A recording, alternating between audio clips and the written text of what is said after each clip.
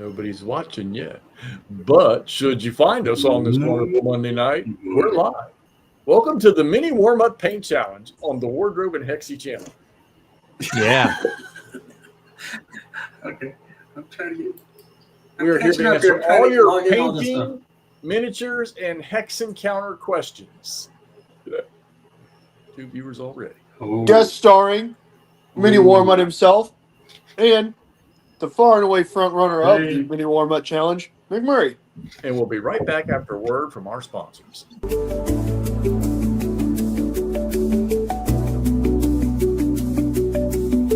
How did we get sponsors? Why am I not getting any of this sponsor?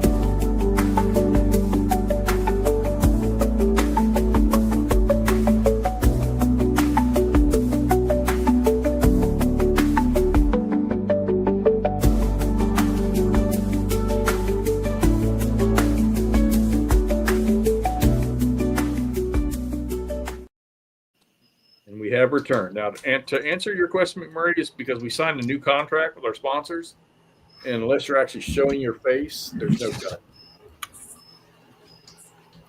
Or your table. Hang on. I'm trying to eat. How do I? You have to show your face. I'm trying. I'm eating. See? Give me a minute. There you go. Full sponsorship to you too. God, just give me a minute so I can eat. All right. So Goofing off tonight, those of you out there. Information. 4 over. Warmup started his miniature paint challenge for the month of September, so we thought we would get on and goof off. Yeah. And Brian, you want to talk about it for a second? Tell us what it's all about. Yeah, let's get the briefing to us. I'm Brian. trying to. Come on, a little quicker. You guys can hear me, right? Yeah. You guys can hear me, right? Oh yeah. Okay. So September 1st to the 30th is a paint challenge I do. It's the 3rd annual paint challenge. And it's a just for fun kind of thing. It's just to get you guys, motivated to paint whatever and see how much stuff you could paint in 1 month kind of stuff. So you could do terrain, even if you have partially painted miniatures, that's fine too. Join in. It's for everybody. All is welcome. And possibly if YouTube permits or whatever, we may do some drawings at the end. I've been reading up on the new rules with YouTube and drawings and all that. So we'll see what we can do about that. You could join the Facebook group, my Facebook group, and post pictures there. All I ask is maybe do an update at least one time during the month, just to show where you're at. That actually motivates other people when they see your progress. So yeah, that's all there is to it, man. So I'm going to be doing ACW here with McMurray. And McMurray's going for the hat trick here this year. He's going to go for the hat trick. Anyways, so, and he's doing the 6 millimeters. And which I guess that's okay. I mean, wait a minute. You just told me that mine don't count. So, anyways, and if you guys are into the point systems, because I know last time some people were interested in the point systems, it's real simple.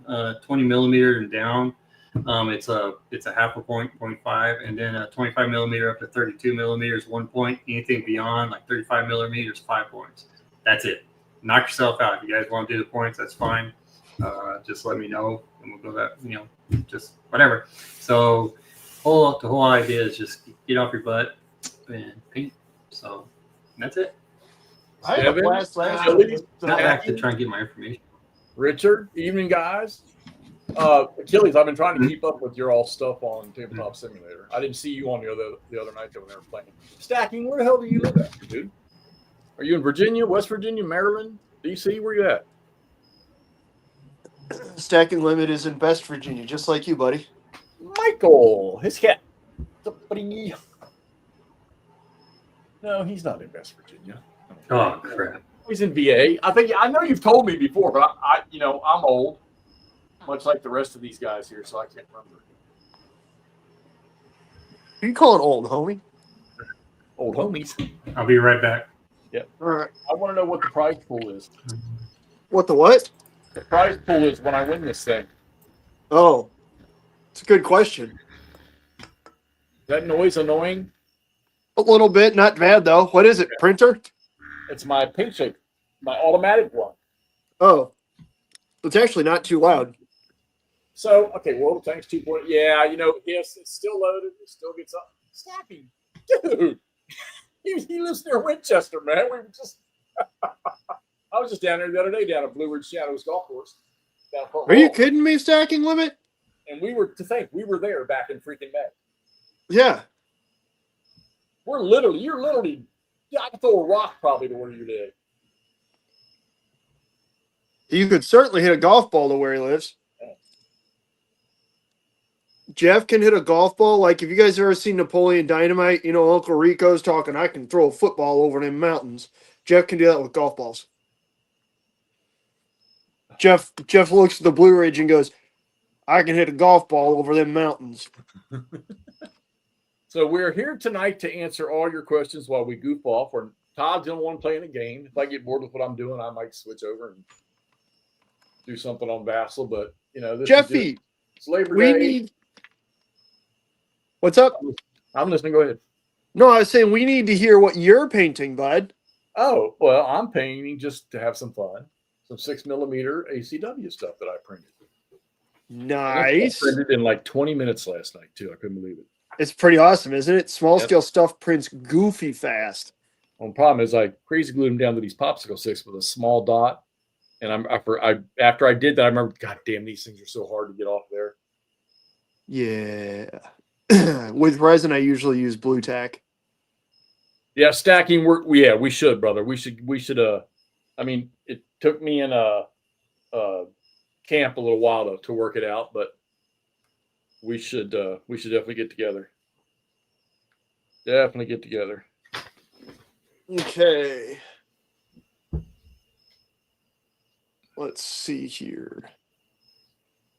Sorry, guys. I'm trying to get my little camera arm dealy set up. So we can see what he's doing. See, Andrew will come on camera if he's painting.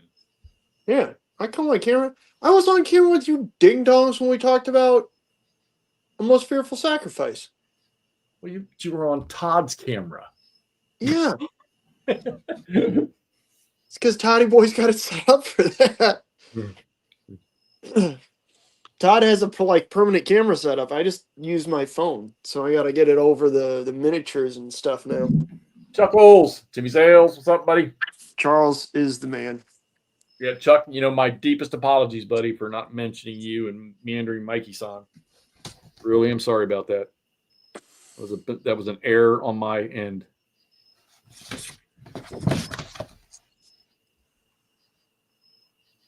So yes, Hexy is sitting here painting. Don't get excited, everybody, because it'll probably last 15 minutes, and I'll win the contest, and it'll be over. That is true. You did declare that last year that if you painted a miniature, you would be the winner, and then you did paint a miniature. And I still haven't got my freaking brand new computer that Brian promised me.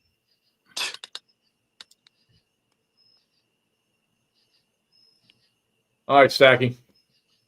Can't run too far. You're not that far away. Yeah, don't run too far. You go to Jeff's house. That's a scary, scary place. It is. All right. Amp was asking me last night, well, how come you just didn't come down and we play a game? I'm like, oh, yeah. My robotic girlfriend here in the house wouldn't probably like that. All right. All right, so you're going here. All right. Let's do this. So, like I say, if you have questions about life or games, we're here to answer. 9. McMurray will handle all questions about life. 3. Hell yeah, dude. 3, 2. Support. I got support. Brian will handle all questions about Hispanic foods. And chicken. And mahi-mahi. Yep. And chihuahuas. Dude. And chihuahuas. Chihuahuas. Why am I sitting here painting these little guys? Because What the hell is wrong with me? I mean, a lot. Nothing to do with you painting those guys. Those are going to be awesome. Everybody out there enjoy their 3-day weekends? No, I worked like 43 and a half hours. 9. Me. Let's see what we got here. All right, we got Grim Harbinger. What's up, buddy? 7. Hissy Cat. Who's painting ships? C. Cole, how you doing, buddy? Nice. I see Toll everywhere. What Believe is it or like? not. McMurray might not Life's be a paid these shit. ships for that. When you look at it, Oh, Jesus. always look on the bright side of life. There you go. Hope I answered that question for you. Shaking a post skedaddle.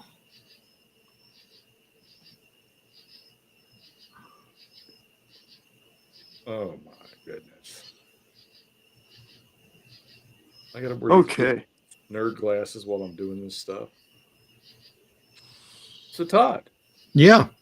why don't you mainframe that and tell everybody what the hell you're doing? William, how you doing, buddy? Happy Labor Day.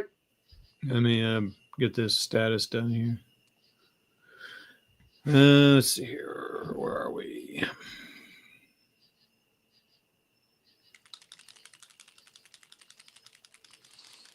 All right. So I am doing the Devils to Pay. Whoa. Devils to Pay scenario out of a Most Fearful Sacrifice. Because, it's all Gettysburg all the time now. So, and I just wanted to see McMurray. This is the one McMurray and I played. We played the whole campaign. This is the very first battle. So I just wanted to see if I could do better based on just stuff we learned. And I did do better for the Confederates, but now the Union's getting ready to they're just stomping them. They're not going to get, I may just cease playing here because they're not going to get to all the victory hexes they need to. And I just broke these guys. And they're going to skedaddle one. So you're just I'm just kind of smacking your ETH around? trying to do the rules that I got. So Cutler just assaulted a hill and knocked these guys back. So that sounds about like what we had going on. Yeah, exactly. So I thought for sure that fixing the artillery rule was going to benefit the Confederacy a lot more than it benefited the Union. It did initially. Because, yeah, at the start of the game, the Union don't have any major cavalry, around. They've got Caleb's battery, And they're split. which is not that. Yeah, it's not that great. Well, if they're split, you can still shoot both. Yeah, but they're two different locations. Yeah, that's fine because you don't just shoot one hex; you shoot the entire cavalry or the entire artillery regiment.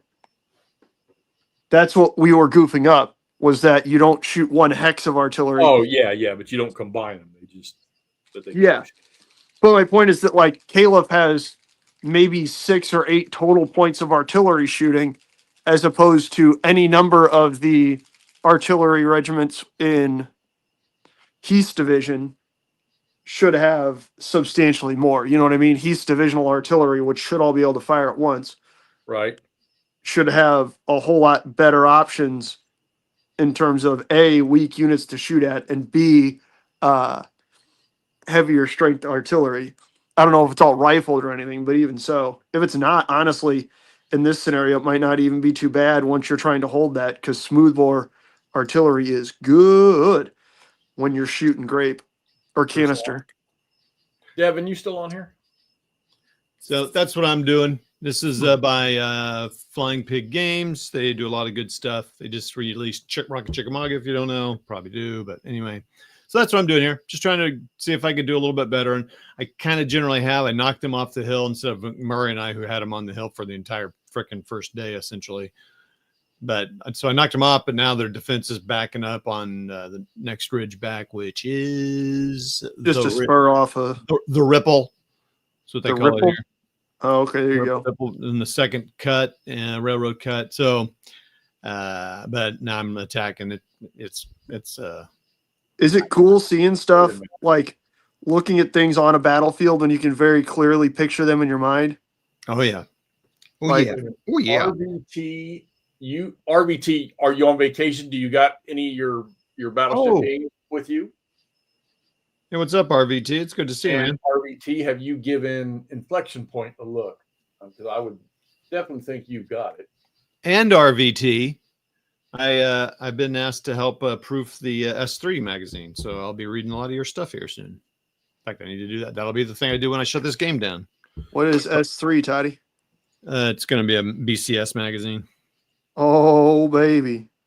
Toddy does love BCS. All right, so I don't see it in the rules, but I was going to wonder if I could skedaddle more than I was told I could skedaddle. Like I said, I don't believe so. I don't think so either.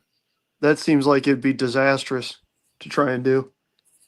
Well, no, I just the reason I want to do it is I want to get Pegram out, but now this guy's gonna have to go through him and panic test him. Yeah. Boo. I say boo to that. All right, so they're gonna go through there. And they will not be overstacked. So let's just do that Pegram test and ka-ching. Oh, they failed. So what happens when you fail a panic test? You read what's on the QR or what's on the play aid. I think you shake and maybe skedaddle or maybe just skedaddle. You get another shaken plus skedaddle 1 result. So they are going to battle warn. Oof. I hope. Oof. Hold on. There we Yeah. go. That's what I want. And skedaddle 1. But they're not shaken. You're right. They're not shaken. Or stirred. They have definitely been stirred. Oh, I was about to say they've definitely been stirred up, though. If they just failed their panic test, I'd consider that fairly stirred up.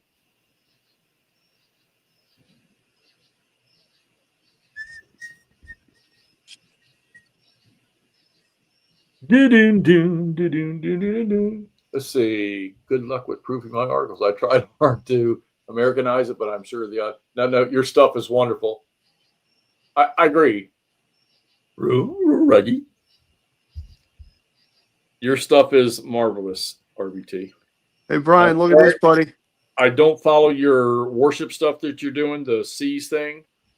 I was actually offered a free key to that, but I didn't. That's not up my alley. And I know you RVT, love what naval stuff do you do? he computer game. Oh, okay. Yeah, he does it a lot. Like he spends a lot of time on that. And Nice. because he's building all his own vessels and everything. Nice. I think What it's period? World War II. It's a Oh, okay. it's a popular game. I can't think of what it's called. Just to ride. Oh yeah, that's right. I forgot. Yeah, you all probably didn't get that as fast. Rule the Naval waves. Rule the waves. stuff is Andrew. fantastic. Yeah, I had to pass on that one. Rule the waves. Yeah. That would make sense with RTW. All right. Let's see here. So what am I doing here? I got that. I sent Devin the link if he wants to get on with us. Heck yeah. Oh, yeah, he's a big painter now. Yeah, I was about to say, Devin's been painting a ton. He's been posting it all on Najee Discord Yep. group. I don't know if he has Discord. his Facebook turned on, but I sent him the link. Oh. He's been painting a bunch of stuff for not Kill Team, like Sisters of Battle and stuff, and he's been 3D printing a bunch of stuff. Right. Rule the waves. Now I'm retired. I'll be doing more war game stuff. Yeah, are you gonna step out into some other things other than rule the waves and BCS? Nope.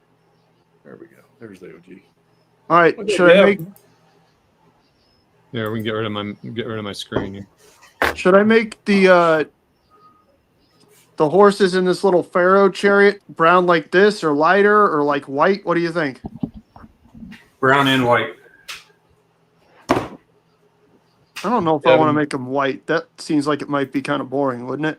Devin, can you hear us? No, I can't hear you. I can't see you. No. Oh, wait a minute. You're probably safer that way. I can hear you. Yeah, probably. Yeah. Gentlemen, how the hell are you? Hey, what's up, Devin? What's up, guys? Hey, Sure. Roland, Ray. Yeah, we're talking about it, Scott. Okay, we're just jibber jabbering tonight. 19 of y'all out there in Watchland. You're hiding in the background. Say hello. Let us know who's out there. Oh, sweet, Ray. What are you playing in it? What are you playing? A scenario, campaign? What are you playing? I want to say you're playing a campaign. Could be wrong, but all right. So, Dev, how many? Okay, can you guys hear me? Yep. Yeah. No. How many ratty ass 40K players have you kicked the hell out of in the last month? Well, I mean, I don't technically play 40K, and I definitely sure as hell don't play against 40K players. I play a game that's set in the 40K universe, but Which is called Kill Nice, Team. like- Kill Team. Yeah, that's right. Well, and I also am doing Legions Imperialis, which is their 8mm epic scale. Well, I mean, in theory, I'm playing it. I haven't played it yet. But I'm putting my army together for that. So no, I just I have one guy that I play regularly against with Kill Team, and another guy who occasionally plays Kill Team with us, and both of them are good friends of mine. So it's not like I'm playing against GW randos. So I like Kill Team because it's more what I consider a true skirmish game. I mean, it's it's 40K. It's roll to hit, number of attack dice to hit. It's got a lot of the same DNA there because GW can't come up with an original idea to save their life when it comes to rule sets. But it is Correct. it is a more complete game in my opinion than 40K. Everything has multiple wounds, and all the weapons do variable different types of damages, and you're rolling for criticals, and everybody's got skills and abilities, and it's a good skirmish game, and it happens to be set in one of my favorite universes. Yeah, so 40K? let's go ahead and pop the big question here. Why did you get back into this? Because I'm a masochistic moron. Oh, buddy. There you go. Well, Well, I came across the Kill Team rules and realized, hey, this is a skirmish system I can get into. And I was kind of looking into it. I had a buddy of mine 3D print up some Sisters of Battle for me and some Death Guard Plague Marines. I didn't figure I'd ever play it. It was an excuse for me to start painting stuff again. Hell yeah. Hell yeah. And then I found out a buddy of mine actually was looking at starting to play Kill Team from another friend of ours. So I got a hold of Brian, and Brian and I got together, and we pretty much have been playing every week for the last like 3 or 4 months. Oh my god. That's I've a got good my- feeling, isn't it? It is. Well, I have played more Kill Team in the last 3 months than I've played board games in the last 2 years, probably. So, and I've got like 5 Kill Teams, and I'm getting ready to print up 3 more. So, That's a good thing. We're doing stuff. That's right. If nothing else, I'm painting, and that keeps me off the mean streets of Seattle, Washington. Yeah. Exactly. So let's see. Ray, you're playing the Brockfield scenario, okay, in Rock Chickamauga, and how's that coming? Walt, before Aaron, good to see you here, buddy. Trench War. You haven't popped the seal on it yet. Chris Long loves the epic stuff, Brian. I'm sure you'll do a knockout job on him. It's a huge box of Legions Imperialis and his pile of shame. And RBT, I've been helping Carl Fung. Yeah, what's the future? I mean, I know we've seen some stuff, RBT, for the future BCS, because you know me, if they're going to go down the East Front Road, I'm all freaking in. So,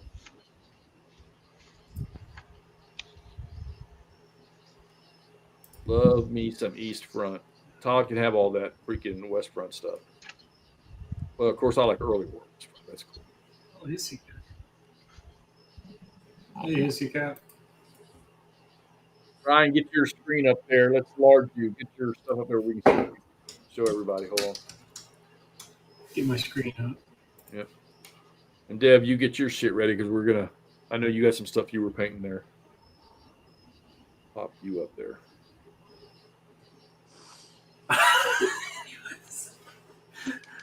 You're I live. got transferred over from the other desk.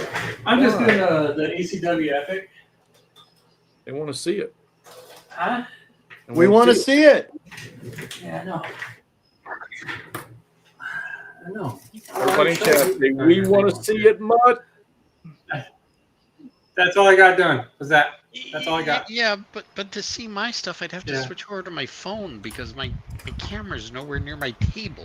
No, And don't what worry I'm doing about right it. now is I'm We'll- just painting the trousers. We'll let you off the hook this time.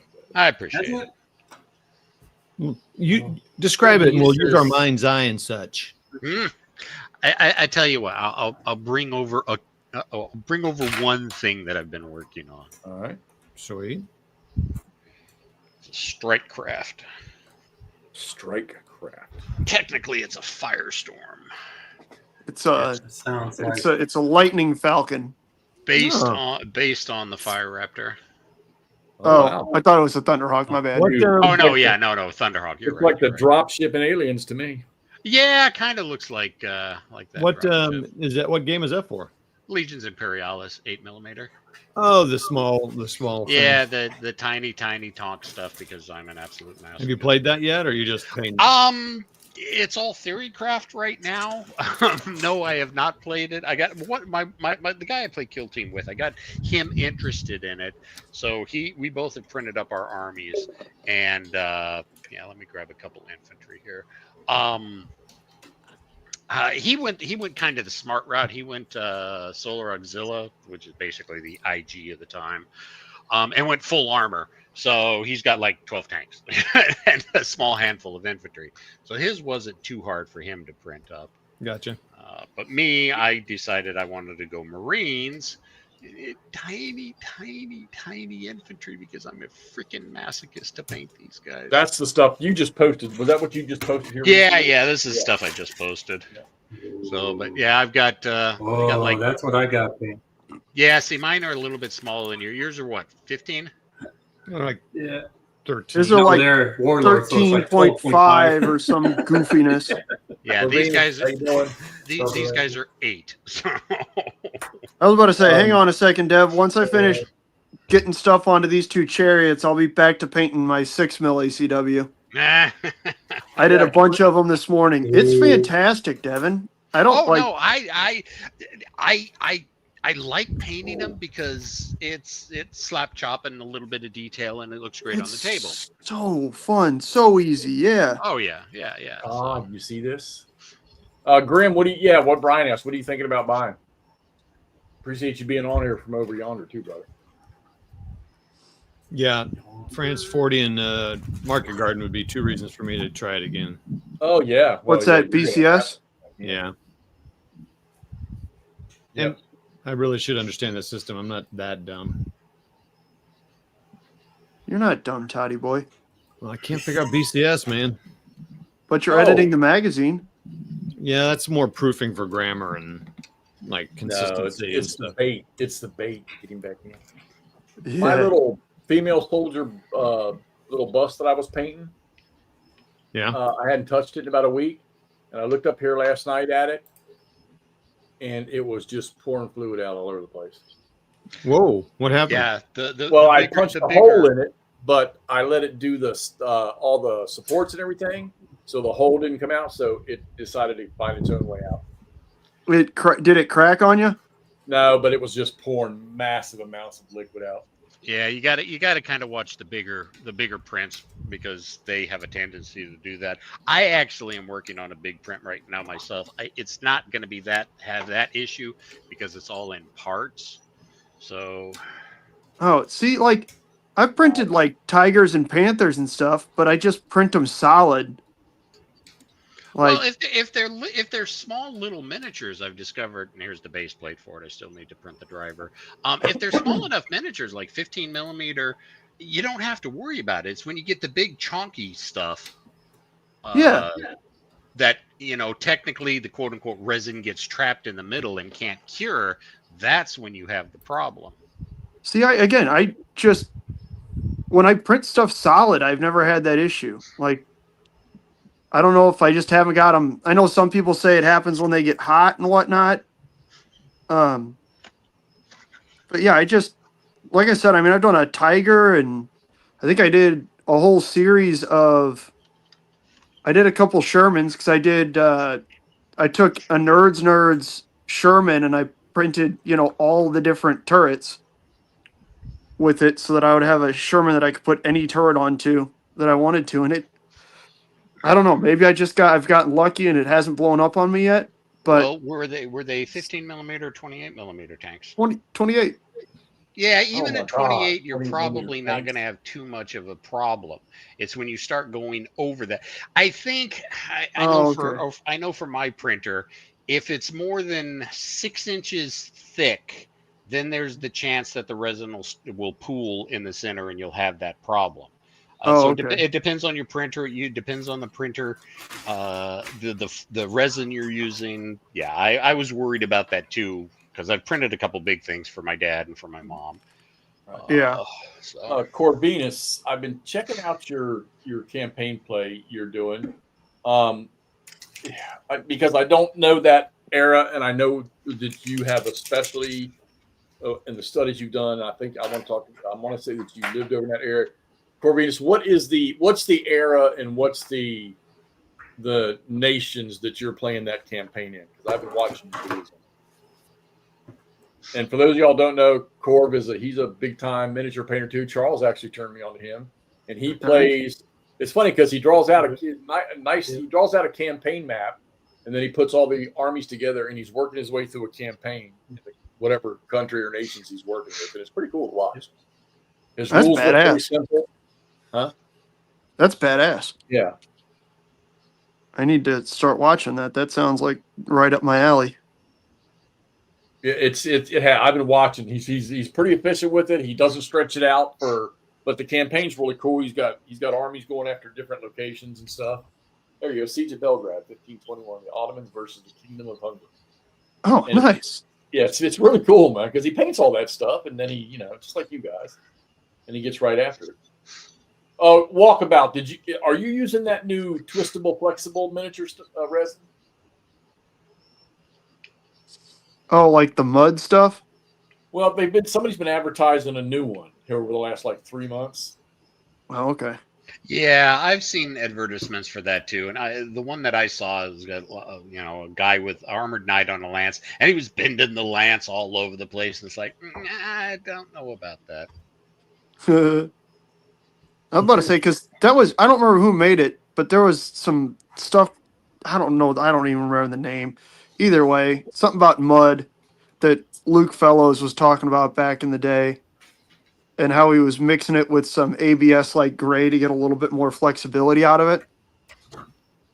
I never had the balls to do it. I just kind of did it, and the way I was looking at it is that each of those printed miniatures were like 15 cents worth of resin, and it's not a huge deal. Like, Chris Long, what's it called? Because it's got to be that stuff I've been seeing. I think I probably even still have a little bit of that, because I got 2 half-liter or 250 milliliter bottles of it, and just never really messed with it too much. Brian, did you answer that question? Yeah. Okay. There we go. Yeah, that's right. It's like you wouldn't do that anyhow, Corb. And see, Harbinger Grimm's, he's looking for some more Perry miniatures and Napoleonics. Okay, so while I don't have the vast knowledge you guys have, I think that the Perry miniatures are really good. Y'all agree with that? Yes. I am a huge fan of Perry figures.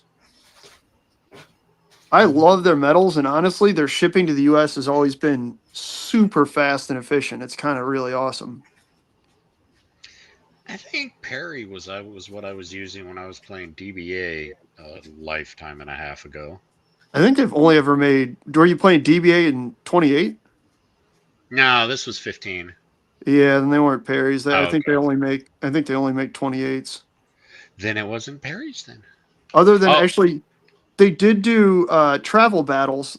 I saw 8, that plastic set. Yeah, that actually looked pretty good. I was actually considering picking that up at one point. I have it. It's pretty fun. I did the board up all pretty I flocked out the board and everything. And then I actually took and I replaced all the miniatures with irregular 2 mil stuff so that it really feels like a Napoleonic big battle. Also, because I glued the plastic miniatures onto the bases before painting, which if you're going to get travel battle, don't do. It's tempting because you want to play it, but paint the miniatures if you're going to paint them. Or just toss them on there. And I use those figures. I've played it a few times. It's pretty fun.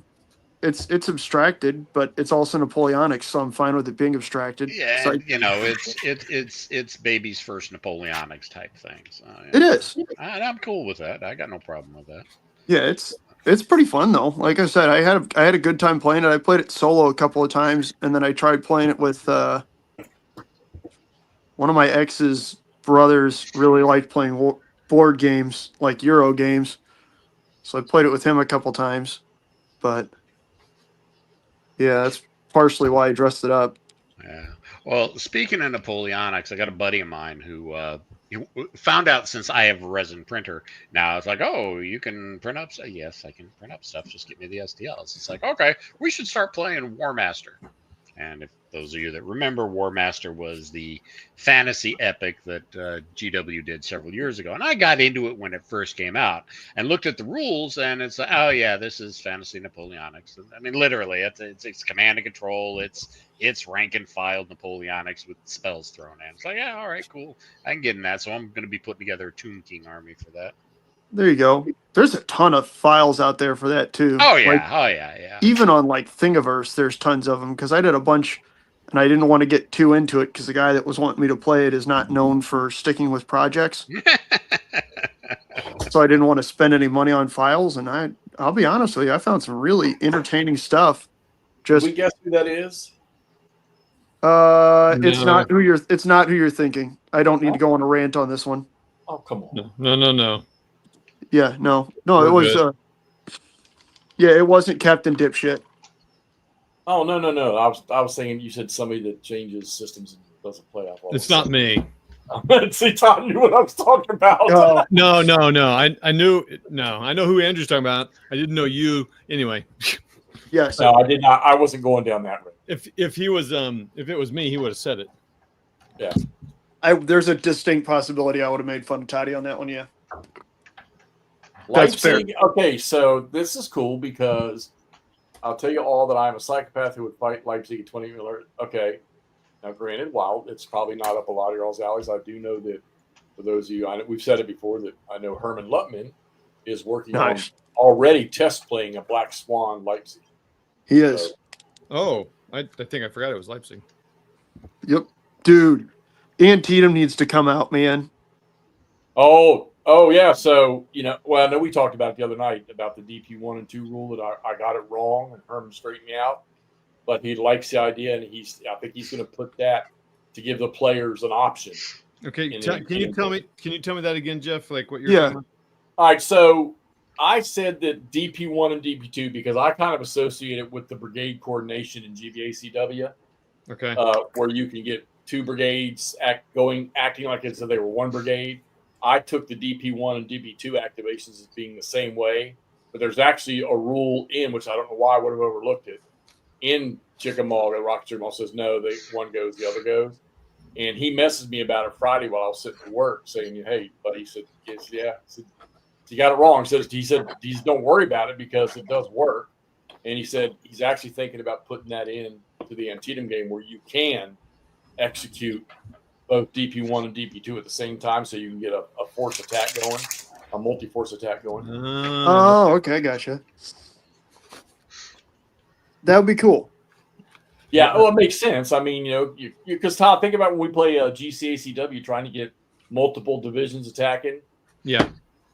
So, Well, wait. Makes me wonder if it could be a roll. oh, Hang on hell, a sec. I thought we talked on the live stream and somebody said that you do everything, all the phases the same, because we were playing that DP1 had to activate fully and then DP2 had to activate fully. Well, yeah, you guys were playing it that way, and I'm the one that said no. You can. So because of the sequence play goes fire, move, close assault. Yeah. That you would like if you had a DP1 and a DP2 activated. This, you would do all the firing from DP1, all the firing from DP2. Okay, yeah. The move, and then the assault and assault. Yeah, there you go. Okay. Yeah, Ray, I think WAG, Chris Long, I think he's using these. I think I've seen some stuff from him. Chris Long, you're using the paint pens, right? I actually had a buddy of mine suggest apparently the AK maybe paint pens are more than just speed pens, they're actual paint. Right. But so he suggested I grab one and try and do the rifles are by far the slowest step in my 6mm painting, Right. and that really might be outstanding. I don't think I'm ever going to find one that can do the flesh very well, but the rifles would be super helpful. He suggested I get one. I got to go to Schaefer's in the morning. Well, wait a minute. So, You kind of got to watch that because when you initially quote unquote load the brush with the ink, Yep. it can overfill it and it can get real messy. So you just kind of got to be a little bit careful with those. Oh boy, fair enough. Appreciate the heads up. 100%. I like the hats. Yeah. So Walt. So Antietam is next.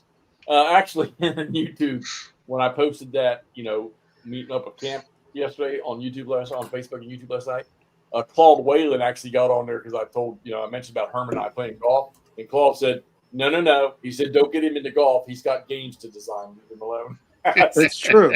Yep. So I saw that. Yeah. He wants to do Saratoga from the War of Independence. Yep. And then, like I say, he's working on Leipzig.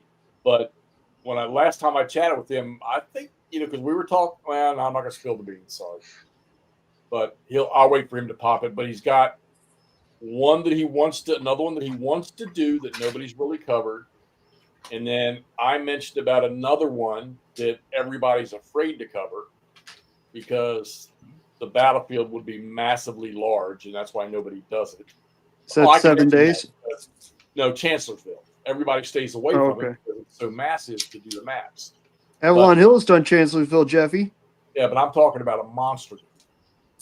I know, I'm Black giving you trouble. Swan or something like that. Yeah, I'm giving you trouble. That would be like a 4-mapper. Easy. That you'd have to mess with the hex scale. Well, that's why nobody in GBACW. That's why Stigler says nobody's tackled it in GBACW. So, but if they're talking about, they put up that stuff about Red Badge of Courage about separating the maps and that's fair. doing a small offset map for Longstreet's attack down by Blackburn's Ford. Why not? Chancellorsville, though, because if you were trying to recreate the march, Jackson's March, that's what would make the map so massive. Yeah. So, okay, so let's ask a question because I keep seeing this pop up. I've asked this, I think, about a year ago. And I think Chris Long's the last one I can remember answering this question. So when you guys, and I, Corvinus, McMurray, Brian, and a lot of you guys out there, when you guys, and Chris Long's on, when you guys start these, you call them projects, and I'm going to translate how I think it is you're picking an era, maybe a battle, maybe a campaign, maybe a whole war. How often do you guys actually complete your entire project? And do you constantly stop and switch to other projects? I know the answer to this question, but I'm going to ask it anyhow. Do you guys constantly switch or stop in the middle of your projects and start another one? Complete a project? I don't understand the question. So somebody else go because I have a really long answer that Jeff probably already knows. Let's say on East Front, late war. Oh no. Let's go back. Let's say you're starting a painting project in miniatures for Napoleon in Russia. Okay, and you start the project and you get going into it, and then you decide to stop and start another project on Napoleon. That's kind of the only way to do things, right? That's why I'm asking you experts. Very rarely have I ever actually finished a project. Right. So I get this would be shiny squirrels. I'm going to throw this one at Mutt because Mutt always pounds me and Todd about we never finish a war game. So this would be the painting version of that, Brian. Yeah. Well, first, I'm at that point where, I can't stand to have an unpainted miniature on the tabletop. So, yeah, when I do a project, I'm starting to lean more towards skirmishes instead of the big projects. So, because skirmishes are more, easier to reach the goal to play the game. But, yeah, I mean, I'm kind of like what WAG says on there. I bounce around. So, because just a couple months ago, I was all into doing the little ACW, doing the Arizona History Civil Wars, skirmishes, and that kind of went over here. So, yeah. Well, okay, so, and I'm sure Todd will bounce this one with me, maybe Murray too, maybe even Devin. We set up one of these campaign games, these big games, and I'm first to admit, I rarely ever take one to the end. I think Rocket Chickamauga is going to make it, but I rarely take one to the end. And because the question is, I guess when you do a project, do you just get, the only word I can think of is, do you just get bored with that project doing the same thing for about a couple months, and that's you need a break to do something else. Ooh, Well, yeah. for I mean, me, I tell you right now, I'll get bored doing these little ACW things. That means McMurray's going to make the hat trick, baby. Go ahead. All your I mean, shit, for me, it's kind of a combination, which is one of the reasons why I don't paint big armies anymore and just do the skirmish thing.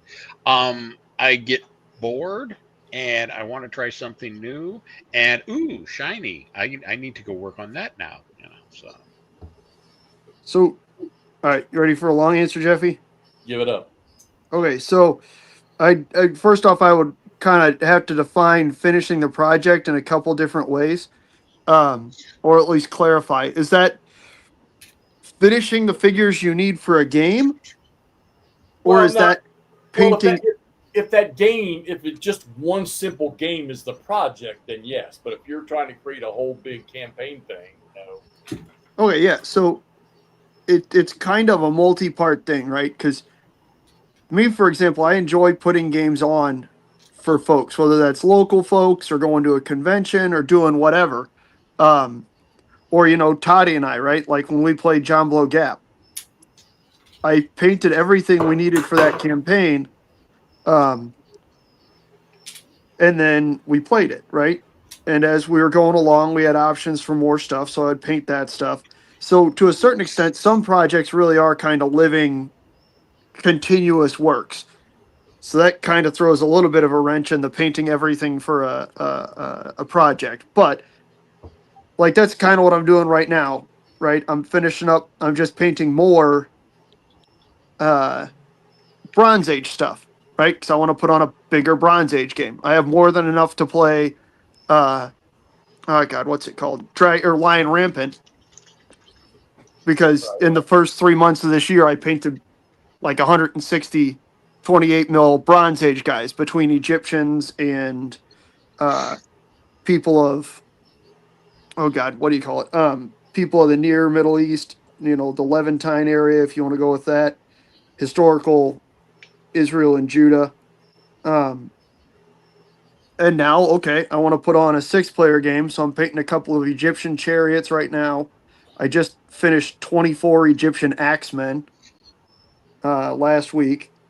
So it's kind of different. If it's painting all the figures that I have for a period, no, I probably don't, because honestly, I tend to get figures from places like Old Glory where I'll get a large number of figures. I won't necessarily need all of them, but you buy them in increments of like 30. So at some point in time, I'm not going to need 30 of XYZ model, especially if I intend to play a game that uses units in increments of 12. Right. So if it's painting all the figures for a period, not very frequently. I can say that I've done that with a few things. There's a number of naval periods that I would consider done. Those are pretty simple because, you don't usually need to paint a lot of figures. And if you do, it's usually not entirely complicated to do so. I've done that with my 54 millimeter gladiators. Again, that's not a huge issue because there's only I think I only used 14 figures or something for that. Right. Some things let's see here. What's another one? But do you? Well, here, answer this question. Yeah. Right there. What question? The real question is, how often do you rebase your stuff because you want to see it look differently, or you have new rules? And then, my big question is because so we know that I like to play the big games, the big battles, the full battle, the big campaigns, or whatever. What do you guys prefer? Do you guys prefer just to do something for one simple fight with a minimum amount of counters, or do you guys prefer to do? Oh, let's do a massive everything. Like I'm watching Corv talk about the 1809 campaign, but he's talking about one battle. Okay, so if you were going to say, okay, here's my project for today, and we'll just pick an easy topic. That's a great thing. I save that as a favorite. Let's do Gettysburg. All right. And I told you, Andrew, I said, look, and for you out there in the audience too, Andrew, I want you to I'm not going to give you any details, but you know me, and I want you to do a Gettysburg project. Knowing me, what are you going to do that at? How are you going to base the unit sizes and stuff? And will you If it's- even tackle something like that? Yes, you and I are going to play Gettysburg. We're going to play the whole game, the whole damn field. Okay? You and I are going to play Gettysburg. We're going to play Gettysburg on a 4x6 or 4x8 table. It's going to be brigade scale, and we're going to play it in 2 mil. So you can get a huge battlefield feel, right? Where you've got blocks of soldiers moving around, and they can do end runs because the table and the scale is small enough that you can do that. And you can make these massive end runs around. You know, Longstreet can make his wide flanking attack, and we can fit the whole thing on the table. And I have all those figures painted. At that point in time, I just need to make terrain. Okay. How big is the frontage on the 2mm brigade units? Usually an inch or an inch and a half. It is. It doesn't seem too massive. What's up? That doesn't seem too massive, but okay. So I mean, Andrew, it isn't. But at the same time, I've painted every brigade. I've painted enough of those blocks that we can play every brigade, every artillery battery, not Okay. battery, but every artillery unit at I want to Gettysburg. play Gettysburg, and I want to play it in 15mm regiment level. Well, then you're smoking crack 'cause you're going to need a whole fucking football field to play it on. Like, I don't know how to, like, that's just, Well, never that's mind. fine. But then, I mean, that's the same as like when guys say, well, I want to do Waterloo in 28 with black powder. That's super cool, man. Like, that is an awesome project to do. But that's also either a life's work or something that you need multiple collections to do, right? And, you know, they did it for the, what was it, 200th anniversary? And they did. They played on tables that were set up across an entire gym. And, you know, several, you know, I think they had 60 players or something and Right. collections from like just a ton of people. It was awesome. But again, that's kind of where project selection plays a part in that too, right? Right. Like, you don't say, okay, I want to play a Gauss system game that is the entirety of Operation Overlord. Let's go. Because that would suck. Right. You don't use the Gettysburg 77 advanced rules to play Waterloo, because that would be distinctly unpleasant. Okay, but is my project doable, and how much time, and would the time and effort be worth doing? Exactly. Just like, man, I don't really feel like playing that game. Right? Yeah, I got you. So it's kind of like when you, Chris Long said, you know, over the entire year, but we only play only 3 months, and you know they paint for a while, take them up to 12. But so if you did something like that, that would have to be a game that would have to just stay on a table, kind of like a Hex and Counter game, for Yeah. months on end. that's also one of those projects. Like, so you guys know me, I've been painting 15mm ACW and 28mm Pirates for the last 10 or 15 years. Right?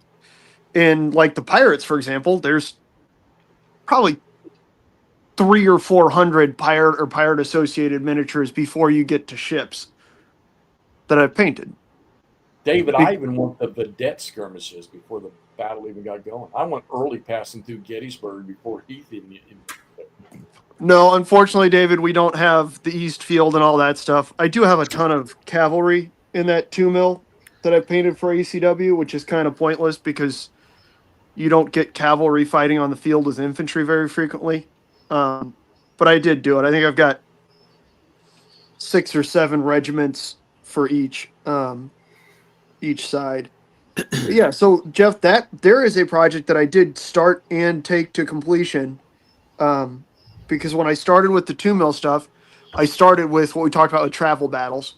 So I guess that's a completed project too, because I did those two, like Napoleonic French and English, so that I could play travel battles with 2mm miniatures. And then also I did, for the 2 mil ACW, I took the scenario book for oh God, what am I going for here? Alter Freedom. And I found the maximum number of each unit type that you would need to play all the scenarios, right? So some scenarios you've got more artillery, some scenarios you got more cavalry, some scenarios you got more infantry, and I painted enough 2mm that I could play every scenario in there if I wanted to, right? Right. And that was the project. It took a while. Todd, I have to pee. Take over, please. I know you had something you want to say. Yeah, I mean, miniature people here can comment, but it seems to me that most kind of keep going along with Jeff's thing. It's a slow build. It takes time. You play little battles while you're building up to it, but I don't think most miniature gamers keep the game up too often. I think, maybe from day to day, but not like months. Yeah. I just don't see that as much. No. Yeah, I mean, I think Brian, you sometimes keep yours up for a few days, like because you're maybe working and doing, but you're not going to leave it up like Murray and I did for months.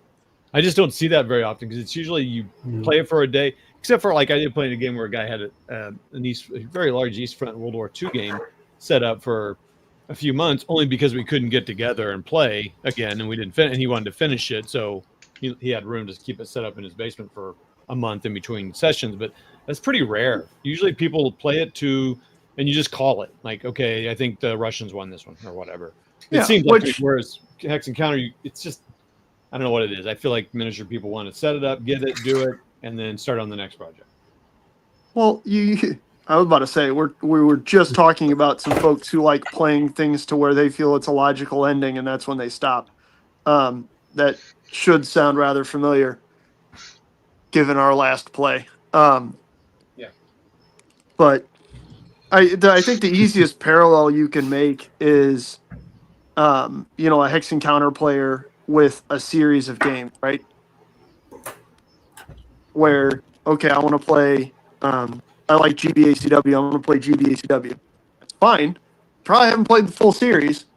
Like, I tried doing that with SCS over the period of, a few years. And it was fun, but I got kind of a little tired of it at some point, Yeah. Which again, it's a slight against the system by any means, but there's just the hobbies aren't perfect parallels. Right. And not You're cutting in and out, McMurray. Think. Well, now you're out. I think you're frozen. Yeah. Oh, Camp Sawyer, I take it you got home okay, buddy, if you're still on here? You guys are talking about the big armies. There's a YouTube channel, and I'm sure you guys know it, Todd. I know you should. Basement 1908. I've heard of that. That's his. Yeah, that guy puts up some, I don't know, 14, 15 foot long table by, I don't know, 4 feet, 5 feet, and he literally paints all these 28 and they're 28 millimeters of Civil War, English Civil War, and he does a game right there. So he's the only guy I could think of that actually sticks to it and paints up and then does, finishes the whole project. And the table looks awesome. It's pretty cool to watch. Yeah. Basement 1908. Yeah, he's a good one. Mm-hmm. A model for completing projects. Yeah. I mean, let's on YouTube anyway. I mean, there's a lot of people that do it without being on YouTube, but there's only a few YouTubers that play the long campaign games and then play every scenario, like Just a Guard. I think Camp, does pretty well with that. That play the whole thing. It's just, I like what the RBT said. Our hobby is we like to start projects and move on to the next one. It's just because, work requires you to finish projects. This is our hobby. We can start and stop if we want. That's a good attitude to have.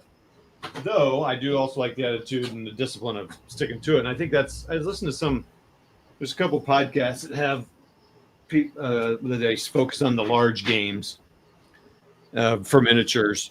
And it's just, it's just kind of the hobby, is the discipline of just building the armies over time and enjoying the journey and not having to rush and buy everything all at once, and you buy it when you can get it. And I mean, I like kind of like what, I don't know, Devin, this is your thinking going into it, but it just seems like, I'm going to do skirmish because I want to do miniatures again, but I'm just going to print them or buy them or whatever you do when you can. And it doesn't seem like you're like hoarding up and buying a ton of stuff, but I may not see what you're doing. No, pretty much the only reason I got back into miniature gaming is because I had an opponent and I had a resin printer. If I had to buy all this crap, I'd never gotten back into it. I mean, literally, my Legions Imperialis army, and I put together my 1,500 point list. I bought it from GW, would cost me over $750. Right. Yeah. And Now, granted, GW is the extreme, but it's and they're good models and all that stuff. But yeah, One-page rules. One-page rules. Hey, the Rise of the Farmermancer. I would love to get someone around here who plays OPR, because I would love to print up the Rise of the Farmermancer army list. Yeah. you heard it here first. He's shouting you out. I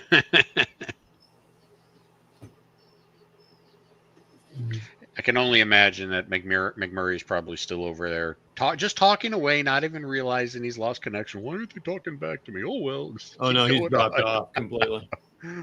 But you're right. Yeah, he's probably still going. He'll do. He'll be eventually be like, why is no one responding to me? And speaking of ACW, there, Hexy, we still need to do some Tiller. Yeah, we did. You're right. You're 100%. I agree. You're right. I have actually moved. I'm doing the Peninsular campaign right now. Oh, that's a good box. Just because I know I can do better than that idiot McClellan. So I've got probably the last 2 updates still to run on those. I know. Because it's like everybody, Lee was such a fabulous general in that battle. No. Lee did not win that battle.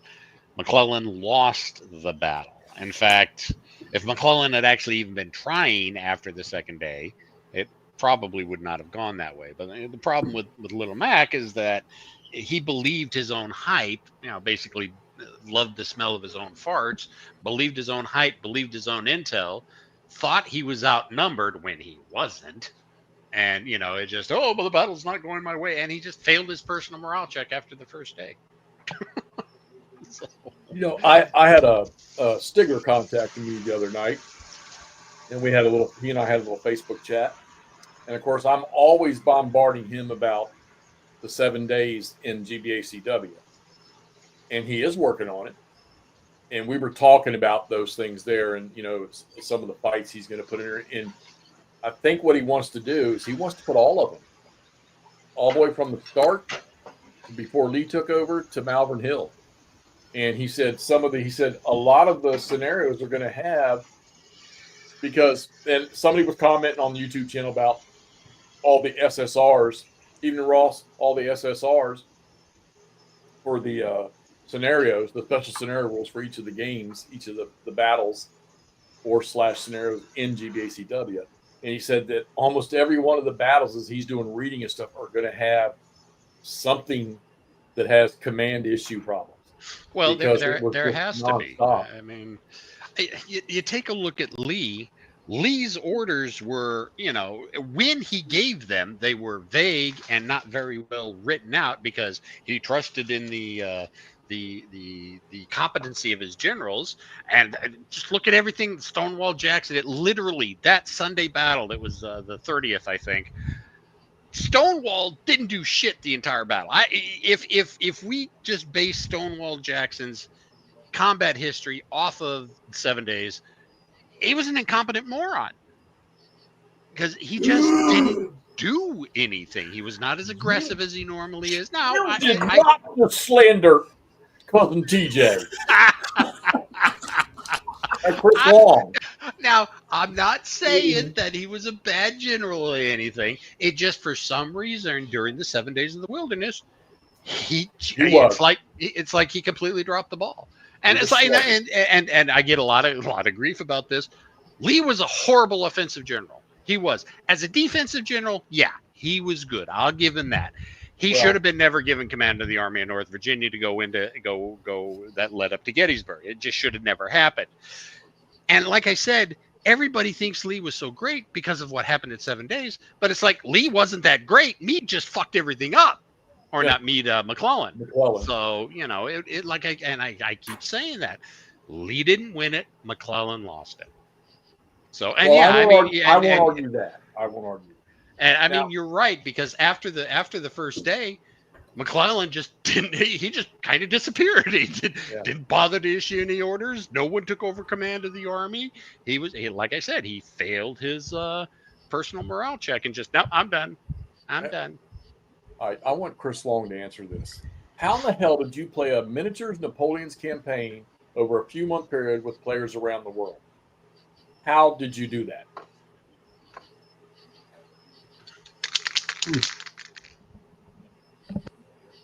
I want to hear this one. While I eat my Doritos.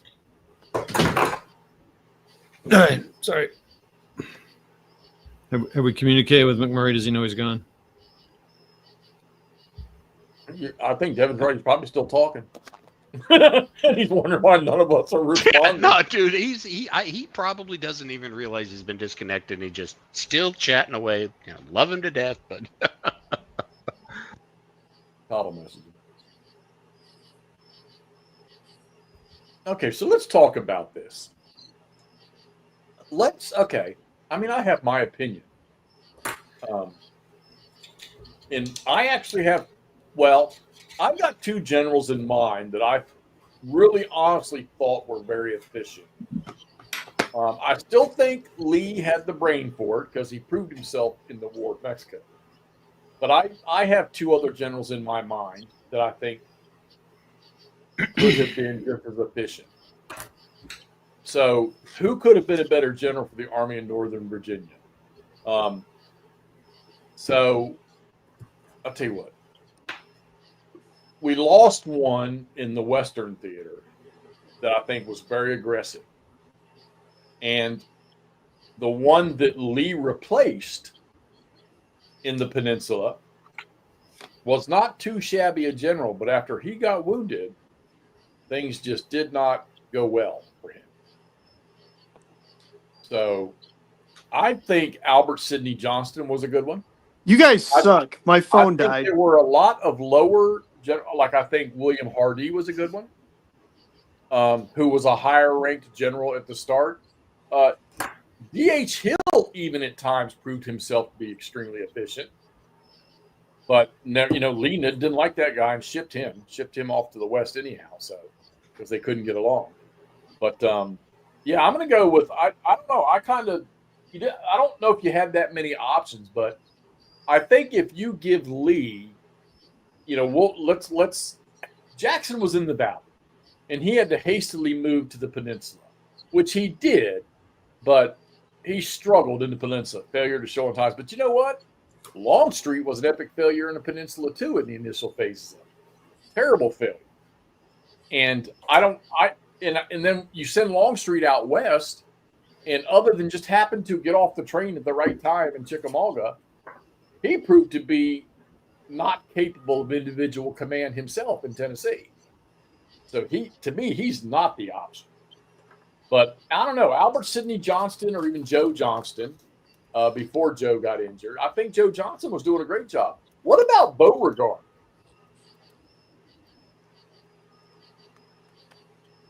That's open for comments. Yeah, and McMurray, you're right. We do suck. Yeah, my phone died, and then I turned on my TV while it got some charge on it. You guys were just making fun of me the whole time. Now, technically, I was making fun of you.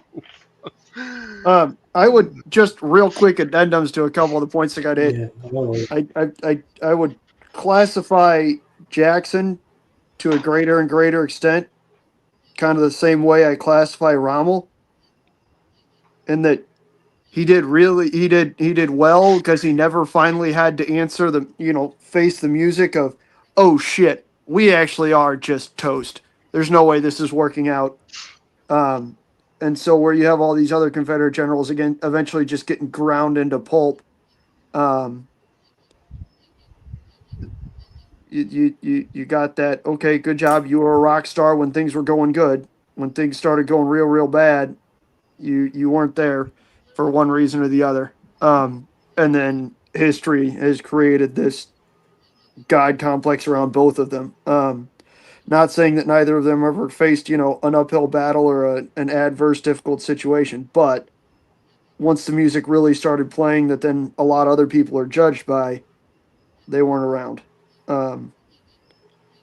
What was I missed like 30 seconds in the middle of your most recent question, Jeff, where you were talking about, I think, competent generals that the Confederates had.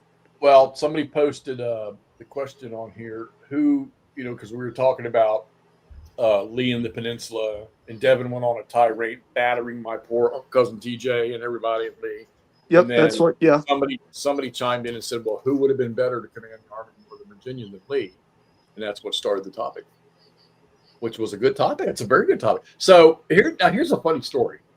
Sometimes I want to say I got this from reading Lee's Lieutenants.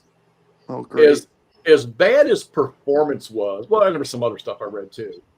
Apparently, Braxton Bragg was, I'm not going to say a graduate top of class or anything, but apparently he was top of class when it comes to tactics and stuff and learning. But he could just never seem to implement it. I talked about a biography on Grant. I think I'd like to read one on Braxton Bragg if there's one. I'm sure they're around.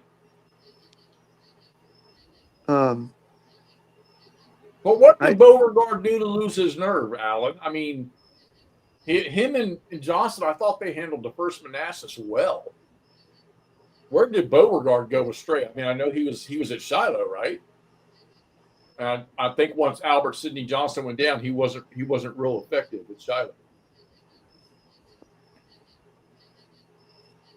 Just a quick chunk on that sort of thing, because I've found myself falling for this a lot.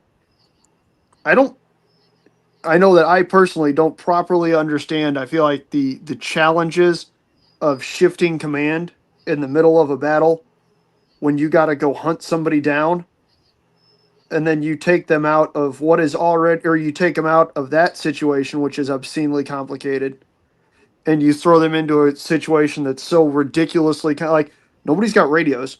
Like, you've got reports of where stuff's going on. It might be rather significantly delayed. And you don't have the best maps, right? We're not talking about, okay, let's pull up the map for this thing. Let's pull up the map for this thing. Let's pull up the map for this thing. I don't know. I feel real bad sometimes judging people on stuff like that where, okay, turn around. You're in charge now. What the fuck? Okay. Well, I'm trying to figure out how to get my division to do stuff, because getting guys organized to do anything, and again, the era of pre-radios, pre-telegraph, pre-anything is absurd.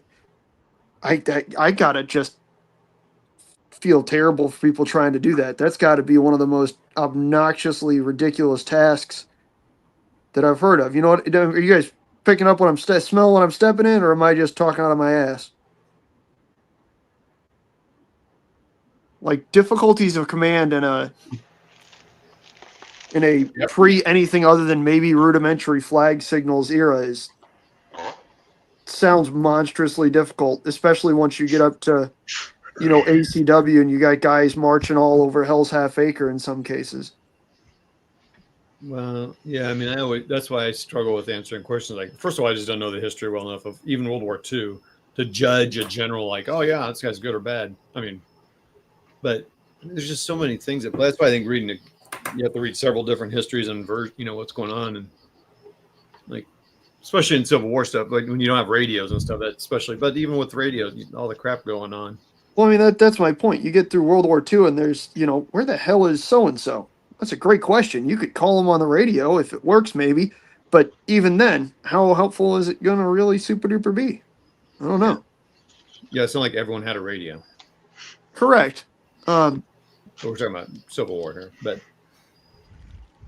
again, it's just one of those, because I found myself doing that with various other things, not necessarily ACW. I don't know it nearly as well as Jeffy Poop, but every now and then I'll catch myself criticizing somebody. It's like, shit, never mind. That'd be ridiculous. I don't even know where to begin with this. There's a good question right there from Telemachus. What's that? Who was the best AC general whose career was waylaid due to unforeseen events or treachery while in command? Irvin McDowell. Well, yeah, we know McClellan just sort of bent him over the rails. Well, not only that, but he got the most shit end of the stick you could possibly get when it's, hey, you got to go fight these guys. Dude, we have no idea what we're doing. We've been in Army for like a month. Hell you want me to do? Well, same with them. I get that, but that's not, I don't know. Irvin McDowell certainly isn't the worst, but again, he's one of those guys that I feel real bad for because he certainly got dealt a crap hand and then history just took him and shit all over him for it. There was probably a bunch of them. I mean, when I look at, I mean, who's the first general in either side that just jumps right in your brain when you think of somebody that just got screwed over in a fight and it consecutively happened? How about Oliver Otis Howard? Yes. I thought you were going to make fun of me. No. Yeah, Not at dude all. consistently got the shit end of the stick on deployment and just kind of general events happening. And dude, Well- history has just crapped all over Ollie Howard. Well, and people talk about, and it's funny because I used to think the same thing, but how mighty that John Reynolds was. But a lot of stuff I read on, he was not that awesome.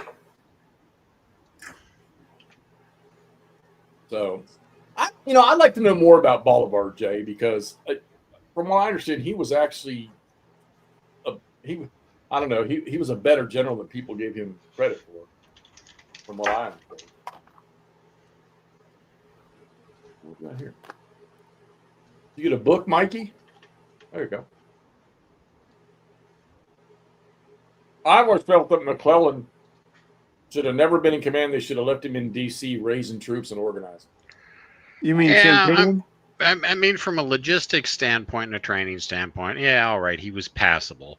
But the problem is he had too big a head. He divinely felt he was the only person that could save the Republic. And, there is a level of narcissism there. Now, granted, all great generals are narcissists, just like all presidents are narcissists. You kind of got to be that at that rank and that high up in the power struggle. But he took it a little too far, I think. Well, it's because he was trying to move from one to the other. But yeah, I mean, that was the joke there, Jeff, was how much campaigning he would have done more campaigning in Washington, D.C. than he did on the field. But I mean, it's true. He was getting after the presidency. That was the whole shtick for, yeah. I don't know, Jeffy Poo Poo. I don't have the Civil War knowledge that you do, especially once you hit I know just enough about Civil War interpersonal relationships and how they affected command to know that I will never know everything, and it's going to take me forever to learn. Well, yeah, and also too, I like to think about too how many of these generals sort of, as the war went on, like Camp there said a minute about Beauregard losing his nerve, and you lose your nerve, your ability can go away too. And you got to wonder, as the war progressed, how these generals just generals that were supposedly had great abilities and generals that nobody thought had good abilities. All that changed as the war progressed, where the ones that were good or they thought were good just became epic failures, and the ones that were nobody knew anything about, just rose to the cream of the crop. You mean like your favorite person, Grant? Grant that's one of the most tremendous stories about it. And you got to wonder why did Lincoln not see his ability with Donelson and the two forts there? Lincoln's biggest his biggest statement about Grant was he's a fighter, right? Yeah, Grant was a fighter from the start. correct. I think the issue is that he started out as a fighter that was a colonel and didn't have the diplomatic, for lack of a better term, savvy to do the Eisenhower thing as quickly, right? Because Eisenhower started out, you know, kind of World War II as a colonel, and then within 5 years he was Supreme Headquarter, Supreme Commander of Allied Forces. But I mean, Grant started out as a colonel, I believe, of an Illinois regiment, and then Well, and Sherman almost broke down and bailed, and I think, and Yep. and well, I know Grant did too, and I think the two of them to each other sort of convinced the others to, yeah, I mean, don't do this, don't leave it. Sherman talked about that later on in the war when he said that Grant stood by him when he was crazy, so he'd stand by Grant when he was a drunk. Right? Yeah. When Sherman's like, no, I need 200,000 men to take Kentucky quickly and safely. And everybody's like, yeah, you're actually insane. I don't know if you read the memo this morning, but you've lost your fucking mind. Which, I mean, 200,000 men could take Kentucky. I'll give him that. I'm sure that wasn't what anybody wanted or, needed to hear. But I don't know. I don't know where that sentence is going. Well, I mean, you could probably go pick Turned any out in the era of end. history and find similar cases throughout any era of war when it comes to generals moving up and down, bad choice, good choice, or whatever. I mean, outside of that, I mean, like I can't talk too much about commanding officers in World War II. You know, most people that are just touch the edge of World War II history, they're going to know those names like Rommel.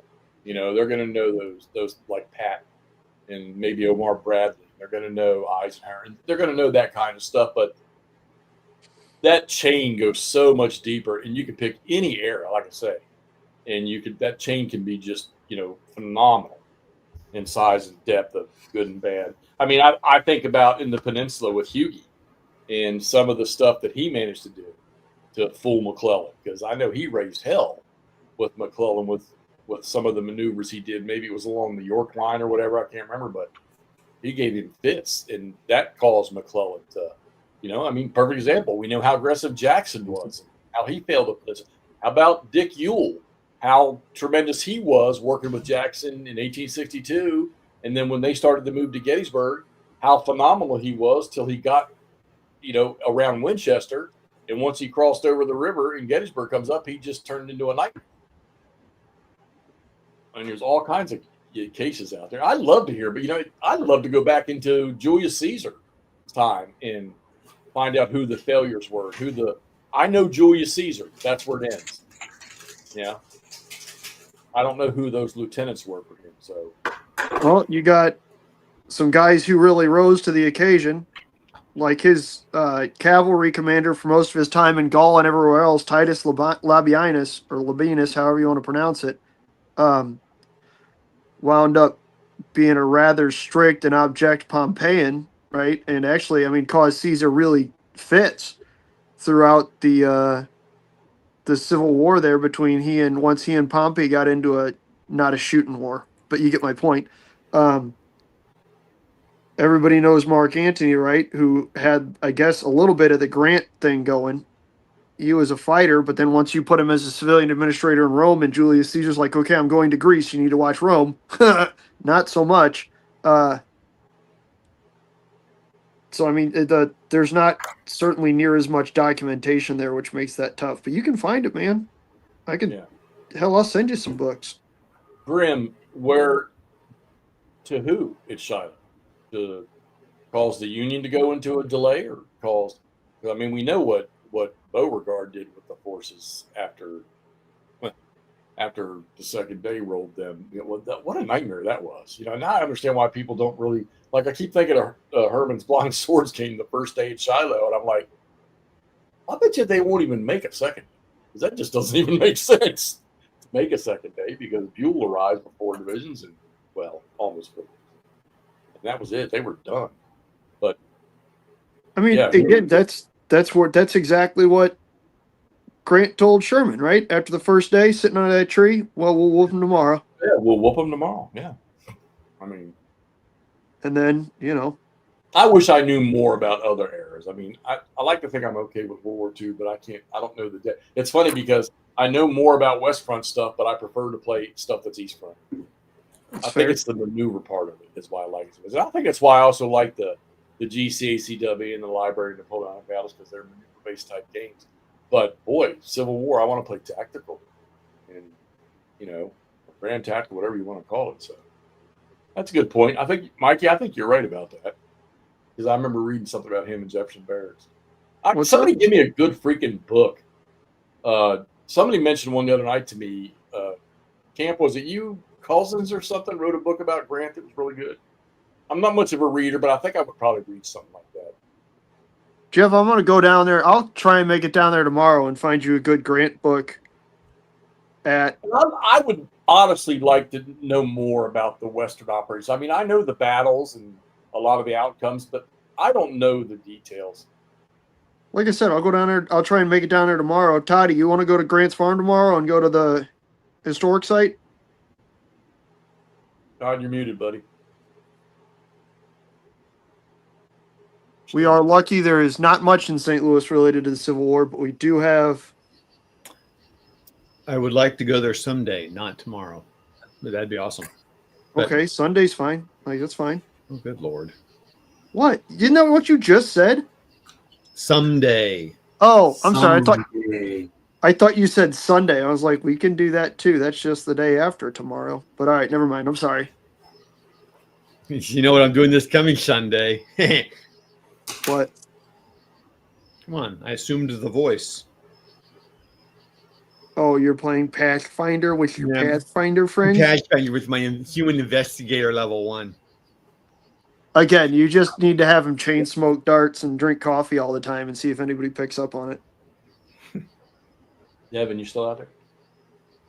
Oh, that is awesome. I'm I being should play very, like very quiet. that. Are you painting? No, I'm Chatting? putting stuff up on Sleeping. Facebook, Consim Marketplace, trying to sell some stuff, trying to Oh. downsize. Nice. Yeah. Mike, you're right about that. Nangoya is the model for learning about an era, man, Yeah, that's for And then- sure. and then sharing it with the peoples. The whole world, man. It's awesome. He's one of those people like I'm just like I envy that. Yeah, that dedication there. It's pretty cool. All right, let me say, maybe I should say that in Canada. Hey, it's Ross. What's up, man? Yeah, there it is. There, Ross told us that on That's Saturday. right. Yeah. Somebody said something about a writer named Cousins. I want to say it was Camp Sawyer. No, it was Ross told us that, and No, he said Chernow's Grant's biography, but Camp Sawyer told me about somebody the other night. well, he was telling us we got Cousins for the Shenandoah campaign. Oh. Yeah, you would think I would be reading all up on that stuff living in the Shenandoah Valley, but Yeah, but why would I do that makes sense. You know, I mean, you would think I would. I was looking at some of the people who've been posting on Facebook with some of the battles around here, the American Battlefield Trust maps and stuff that they were doing. I'm like, damn, I lived in Charlestown, Ranson. I mean, I knew there were little fights around there, but I didn't realize there were some that were fairly decent size. I mean, small, but decent size.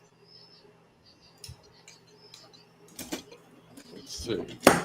Yeah, Nanguaya's channel is definitely awesome. It's unfortunately from spring to fall, I don't get to watch it because I'm on the golf course. His live streams are pretty wonderful every Saturday. Think about it. From Lincoln's perspective, you just had this general who just fought this bloody battle, and plus you have Halleck telling you he's a drunk. Do you really? Yep. Yeah. Good point. Good point. Again, that's why I wish I knew more about the effects of interpersonal relationships in the ACW, but that is a monstrous task to try and tackle because you really need a basic understanding of all the players before you get into the rest of it, and that is a huge task. Well, Well, I figure if like I said, I don't do much reading, but if I get into a book and I start reading it and it grabs me right away, the odds are I will finish reading. Wait a minute, Hissy. Isn't that like leap year? Doesn't that come up every few years? What's that? Someday. Oh, You're not wrong, you see. Oh, that's right. Yeah, it was Ross that briefed us in. Y'all get over to Ross's channel too. Thunder. Oh God. Oh, it'll take me a while to remember that. I think Russ's channel name is The Thunder from Down Under. A thunder from them. You all right, Mini Warman? Fall down, Brian. Yeah. It's your life alert. No, I'm fine. Didn't have a heart Are we- attack again, did you? oh man, the camera's not on. I was about to say, can we make a clip of it, like Ashley eating it? Or his kids not No, in it wasn't the game room. Yeah. Yeah, the grandchildren. That was funny. That was funny. Yeah, we were talking about this earlier, Mikey. We were talking about his campaign stuff he's doing. And it's funny too, because I love to get over there and watch people that I'll pop onto somebody's channel and I'll see a video where they're just playing some off the wall stuff, and I'll sit there and it's stuff that you would probably never catch me going and reading about or look it up, and I end up watching the whole thing because it was interesting as hell. And Corvinus, he's one of those ones that does that. So. And here I am playing naval games on lakes in 1915, and they all think I'm insane. Lakes in 1915. Tanganyika, baby. Stuff. Oh, there's another completed project that I'm about to restart because David Manley put out all the models in STLs, and so I'm going to reprint all the figures and play it again because it was wonderful to play. Oh, there's Ashley right there. Or it's probably Greg. Might be Ashley. No, it's Ashley. Yeah, it's Ashley. What's up, Ashley? I don't think I noticed you got. Hey, Ashley. I didn't notice you got a new logo. That's cool. How's Greg doing? Because he was in the hospital with swollen jaw and all that stuff. Oh, dang. Oh, did you finally pop him in the jaw? Yeah. I saw that you Oh, said yeah, there was no that's stream Tuesday. because of Greg's medical stuff. I hope he is doing good. I did not know this. Nobody His told me. blood pressure was like 220 over 117 or something. It was up there. Hey, HIPAA, bro. HIPAA. I'm just teasing. Hey, Corb, why don't you know what? I listen to you talk when you're doing painting. Why don't you write a damn book? Because I got a feeling you probably could, because I know you can translate a lot of the stuff. So.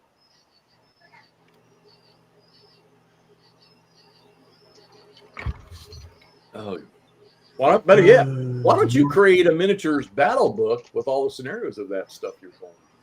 Hell yeah. War game book. That'll be awesome. Then there'll be another project for me to not complete. Oh, that was my thing for project completion. I'm pretty good at completing projects when it's okay, I want to put this on at this convention, right? I do get into some of Jeffy's analysis paralysis with rules occasionally, but my favorite thing to do to make significant headway on projects is to have all the stuff I need to do or get painted or get done, prime it all, and then I just leave it in real visible places. Right? Okay, yeah. Yeah. So I was going to ask that earlier. When you guys get done with all these projects and you're done, you played your games or whatever you've done, what the hell do you do with all these miniatures once you're done with it? Well, Todd leaves them at my house. Right, you know that. That's the smart solution. Yeah. They go back into their boxes just like war games. Yeah, exactly. They just might take up a little bit more room, but not if you do small scale. Yeah, boxes or cases. Some people, by all means, have big, display things like you'd see in a store or barristers' bookshelves. I'm not quite that fancy. I don't have $700 to spend on a bookshelf. I would love to. I used to get on Facebook Marketplace all the time and look for barristers' bookshelves, which, for those of you who are confused by what the hell I'm talking about, barristers' bookshelves are the wooden bookshelves that then have the glass doors that you can raise and then slide back. That being said, with the rise of Amazon and IKEA and stuff, I haven't noticed a lot more people getting, big clear glass or plexiglass kind of display cases for their figures. That would be cool. I don't quite have, I don't know, I got a lot of crap. Like I said, I think I was telling Todd about this. I didn't realize quite how many painted miniatures I have, but after, however many, a couple of decades, it makes sense. But well, they go Yep. back into their boxes, back into their homes, all happy and safe until it's time for them to get played again. I think a tour of that would be interesting someday on some stream. That's fair. Because it was pretty impressive seeing that stuff. Because you're getting stuff more organized and you're kind of working on your house and stuff. So Yeah. I think that would be a fun thing. I think people would enjoy seeing all the different minis you have. That is certainly something that we've talked about in the past, is doing, collection tours or whatever with McMurray, because we did that a couple times with Chris with like the Victorian sci-fi and whatnot. Right? Where I just kind of pulled out a bunch of stuff. I was standing there next to the wall and just pulled out a bunch of stuff and held it up where the light was real good. That would be fun. I'd like to do that. We could certainly, that back room is opened up enough now that we could certainly cover some of the smaller collections. That'd be cool, Todd. Do you want to do a bunch of shorts or like Friday McMurray collection videos? Could do something like that. There you go. That'd be really cool. We could record a piss load of them at once too, and then you could just break them up for distribution. Yeah, cool. I need to re-video my game room, but it's so disorganized right now. Yeah, it's fine. I've been in it. It looks pretty good. Nobody's as organized as Todd. Holy smokes. Oh, well. Oh, I don't know. Jeff's looks pretty good. I was pretty envious of Jeff's when we were there. That's true. So it's those, yeah. I think I'm always going to think someone else's organization method and sorting system is always neater than mine. I'm just always going to think that. Yeah, That's but Todd, fair. you're the one thing you've got on all of us is you for storage, you tend to test multiple systems. So you should be the knowledge base on how to Well- store things, in my opinion. It's funny, Well, I had to laugh, McMurray. You said when you mentioned me about helping you out with those tray printings, and then you sent me the picture, they were flat packs. I was like, oh, can't help you there, buddy. Yeah, it's well, that's my point, is that I was hoping I need to figure out, like, my thought was doing like a tray base. I need to double check and make sure my printer can handle it.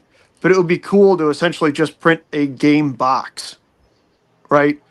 Where there's a lid that's a fixed size and depth, Sure. and then depending on the number of counters I need, I can adjust the X height of the box.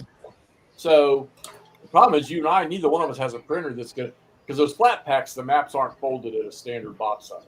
I know. That's what's messing with me. And I don't know if they're all like that inside of there. That's the thing. I haven't opened it up. I don't know if all of the maps are big or if they're folded to flat pack size, which would completely derail that idea. Oh, here we go. I tell you what, Tolemachus comes up with good ones. Why did Lincoln, a seemingly brilliant, pragmatic leader, repeatedly promote and retain generals who were clearly inept, prolonging the war and costing thousands of lives? 1864. I would credit that directly with 1864. The man knew he was going to have to get reelected. And so he needed to do things to make sure that some people weren't going to entirely try and torpedo that, like McClellan wound up trying to do, right? Right. Like, imagine if he couldn't have gone to states that, weren't super duper duper happy with Lincoln, right? Like, you get political generals out of New York, because New York was a state Lincoln wasn't sure he was going to win. And it was a very popular state that had a whole lot of problems, right? You got draft riots, everything else. Well, if you got New Yorkers in positions that are, okay, Lincoln put him in that position, now he's in the paper doing good stuff. Right. It helps that out a little bit. Okay, so let's. So I see. I'm going to show this again. Let me drag this thing out. I haven't messed with it in a little while, and I need to. But I I told you all a while back I bought the Modi Box system online for the 3D printer, and that belly, There we go. and the 3D print all this stuff. So I printed there. You Sure. see these multiple tiers of this thing, right? Well, and I need to do some more stuff, but these were my 6mm World War II stuff, and you create all the little locks on here. Let me get it open first. I forgot how to do that. But it has these little latches that you can build on the side. All right. I just slide the top off, and inside you got the trays that all stack. All right. So, and they have these little chutes that you put in here. So let me pull. There's one. All right. Nothing in there. Nothing here. So you can do these kind of little trays here, little storage bins. All right. More of the little slide things. I have these set up for, I think, my 6mm. And then Holy see shit. here, I've got tank platoons in here. I've got infantry teams in here. I've got my MH scout cars and stuff in here. I just haven't painted or printed any of the 6mm stuff, but the stuff just, you get your slides in and out. Pull your little 6mm tanks out, and I printed custom bases for them, and they just slide right back in. And then when all that stuff's together, stacked, and you lock it down, you got a nice little handy tote to carry your stuff around. And I'm tell you what, there's over 2,000 files in this thing. I think I paid Holy shit. $80 for the whole shebang. And I print the stuff on my 2 little printers here. And let me tell you something. I'm not a miniatures player like a lot of you guys are, but you don't have to print these handles. I mean, you can just print them flat, and they have so many different formats that you can do for this stuff. But there you go. It's called Modi Box, and I think it's worth it because you can so many other things storage wise you can print for that stuff. You don't have to just do it for miniatures. You can do it for a lot of things. And everything I read on it, people love the stuff, so it works out well for me. But look it up. Y'all get a chance to look at what's called Modi Box. Yeah, those boxes those boxes are pretty awesome. Yep. And there's so many different ways you can configure them. They also look really stackable, which will be good when they got to go in the basement, Todd. Yeah, and you can do double-sided with a middle handle, and you can do tiered out trays that fall out from each other, and they have slides, shell boxes that go. They just got all kinds of stuff in there, and they have like 4 or 5 different. They have like a large, a medium, a small, a mini. They have all kinds of different stuff. So, and my 3D printers are 9-inch plates, my FDM printers, and I can print the large box on there, and it's great.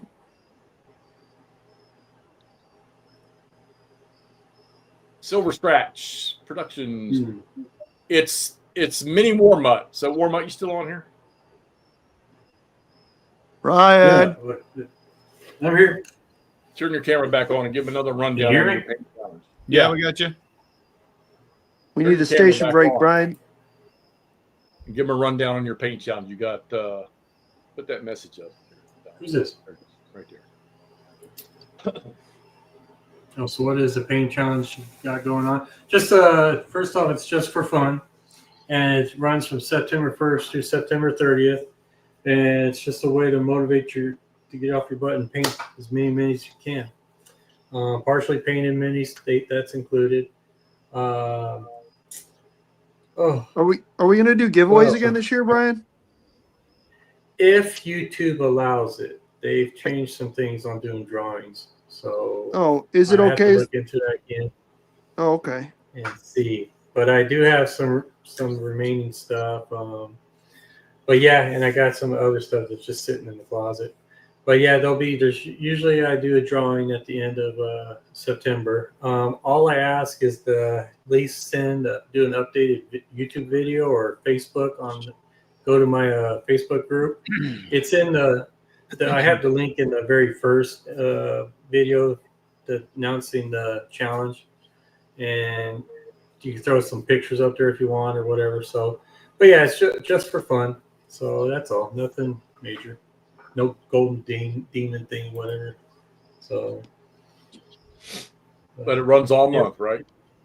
yeah, September 1st to the 30th, and that's it. Just have a blast and yeah, show your progress because when I see other people doing their stuff, it keeps me motivated to do mine. So, like right now, I'm a little bit sick and tired of painting blue. So change over to the Rebs. Yeah. So, yeah. Or go do what I did and go to a different period for a minute. I switched from Yeah. 1863 to, 1600 BC. No, just got all those. I just did all the blue trousers and all that. So, yay! I know you can't really see They them. look It's just great, epic. man. Yeah, I think those look awesome. They're- Not the ones you should paint. Yeah. So, but anyways, so it's a good old assembly line stuff. So how much Wow. detail are you going to paint on those? You could do the pants, do the what? Like how many different paint colors or whatever? Oh. I'm using the Army Speed paints. The High Lord Blue is pretty good for doing the top, and then the Cloudburst Blue is good for the top, and the High Lord Blue is good for the bottom. Okay. And then I will do. I actually got all the paints separated. Oh, here.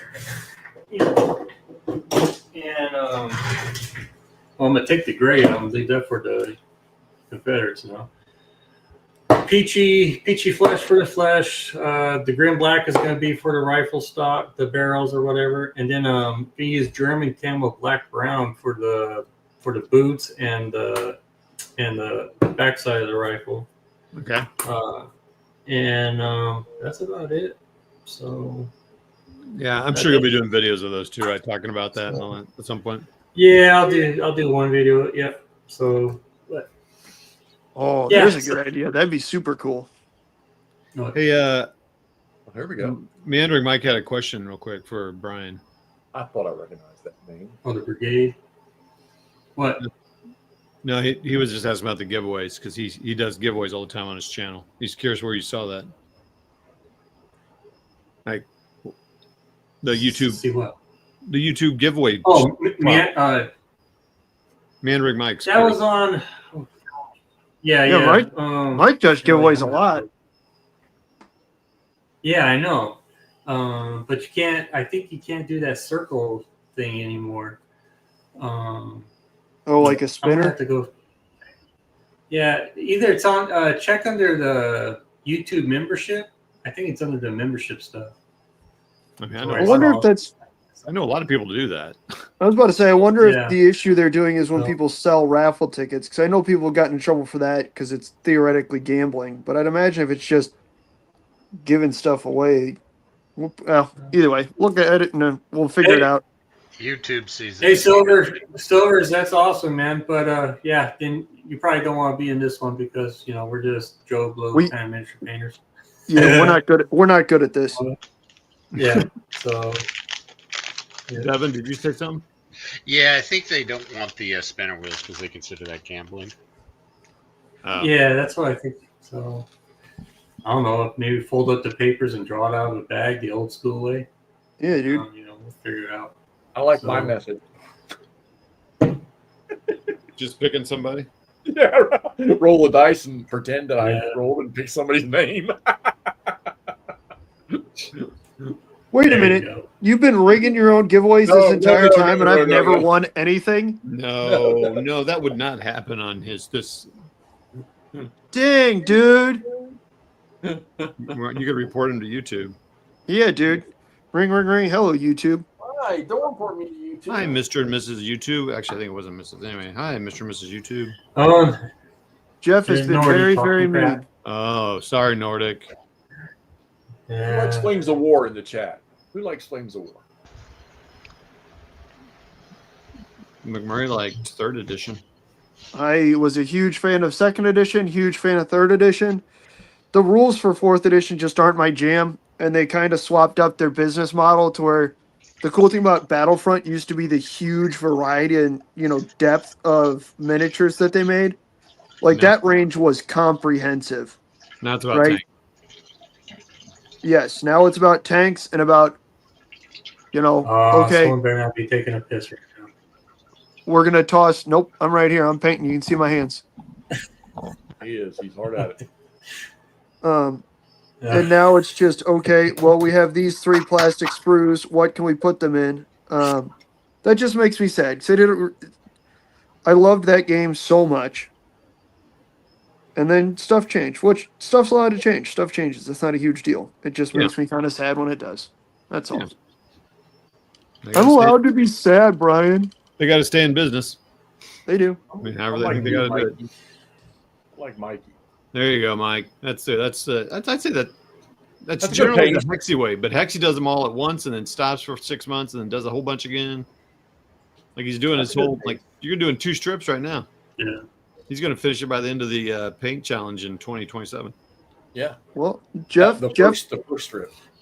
Jeff completed 2 miniatures last year and won the paint challenge. I win it every year. I'm still waiting for my prizes. This is my year for the hat trick, Jeff. Don't you mess with me, boy. It's gonna happen. Man, Yeah, I'll tell you what, Yeah, you did win last week. I am happy to not. You remember all the algebra I was having to do on that? I did the end of little, challenge video, and I had to have an entire one where I walked through how I calculated how far I went. Because I was like, okay, so I did 60 millimeter or 50 millimeter miniatures, which is this long, and then this, and then this, and then I did 306 millimeter miniature. Yeah, just, oh God. That was a little rough last year doing all that math. I still have all the Flames of War kits that I bought while you guys were here. Still in their plastic wrap. It's still sitting. I mean, you had done a bunch of Flames of War prior to us being there because you were painting 15 mil like a demon, and I still have my freaking Bren carriers here that I need to finish up. So which are pretty awesome. I really need to. I got the See me on your mic. Say, man. Bye, Mike. I got No, the Spear no, he's not leaving. I'm just saying. Eminem's still here. He's not leaving. I just was agreeing with what he said about his painting standard. Oh, So, because I was just like, I'll just be honest. I ain't painting for you guys. same. Painting for myself because I'm a solo war gamer. So It's out now, and, Rick. I am painting for the good of historical miniature wargaming in St. Louis, Missouri. yeah. St. Louis. Yeah, but they released it. You can see videos of stuff about it. Unless that's just pre-released still. For what? The Pacific and Flames War, isn't it out or is it going to be out soon? Like he says. I You don't can know. find some of that Great War on Amazon still, Corvinus. From Battlefront? Occasionally. I think that's what he's talking about. Yeah, Battlefront. They were just talking about because I was trying to find a bunch of it and it was super hard to find, and then they were gonna I thought they were gonna re-release Great War. Did that not happen? I thought that's what they were going to do too. Is re-release it. Like I thought it's been like a year since they were gonna do it. yeah. So I kind of just set it on the back burner, thinking, okay, well I'll get it when it hits stores around here. And now that you say that, I don't think I've seen any of it. I know. Yeah, Norty, I was buying those Flames of War starter boxes for like $40-50 a couple of years ago. and I missed out on Kasserine, and I think it was Tobruk. I think I missed out on. I told you to buy them. Yeah, and I regretted that, man. It's like, dang it. Like all the other ones. And now they're like $120-some or whatever. If you can find them. $60 for a platoon of 4 anti-tank guns. That does seem like a lot of money. Dude, You say that's 60? why- that's Yeah. why I'm glad I bought those kits from That's what Nordic those said. 3D printables. Holy shit! That's why I 3D models. print. What was that crap that I Yeah, bought? you're right, Devin. I bought those. What were they called? Damn it! I have a bestie that's got a printer. You guys just hear that? I'm the bestie. Oh, I was talking about Devin. Oh, Well, I mean, well now I'm gonna walk away. he's got a few besties that have got printers. I mean, Nope, just you, Devin. Devin's like, Sure. I don't want it. I don't want it. Make Who me wants out it? to be the Who wants bad it? guy. Yeah. Oh, too late. Nobody's getting it. Hey, if you need stuff printed out, just let me know. I'll be more than happy to work something out. I mean, Yeah, McMurray will. He's a kind man with his 3D printing. Andy's a little bit closer than I am. So. A little bit. Speaking of that, 172nd, those You guys- pictures that I sent you two guys on the Facebook, Oh yeah. those are okay. So Camp has it's a I guess a friend of his, a friend of theirs, her husband died, and he's got these 172nds, and these things are stacked to the brim. Yeah. Stuff that she wants to sell, and they're on my phone. I don't have them. So. Hang on. I'm ready up this.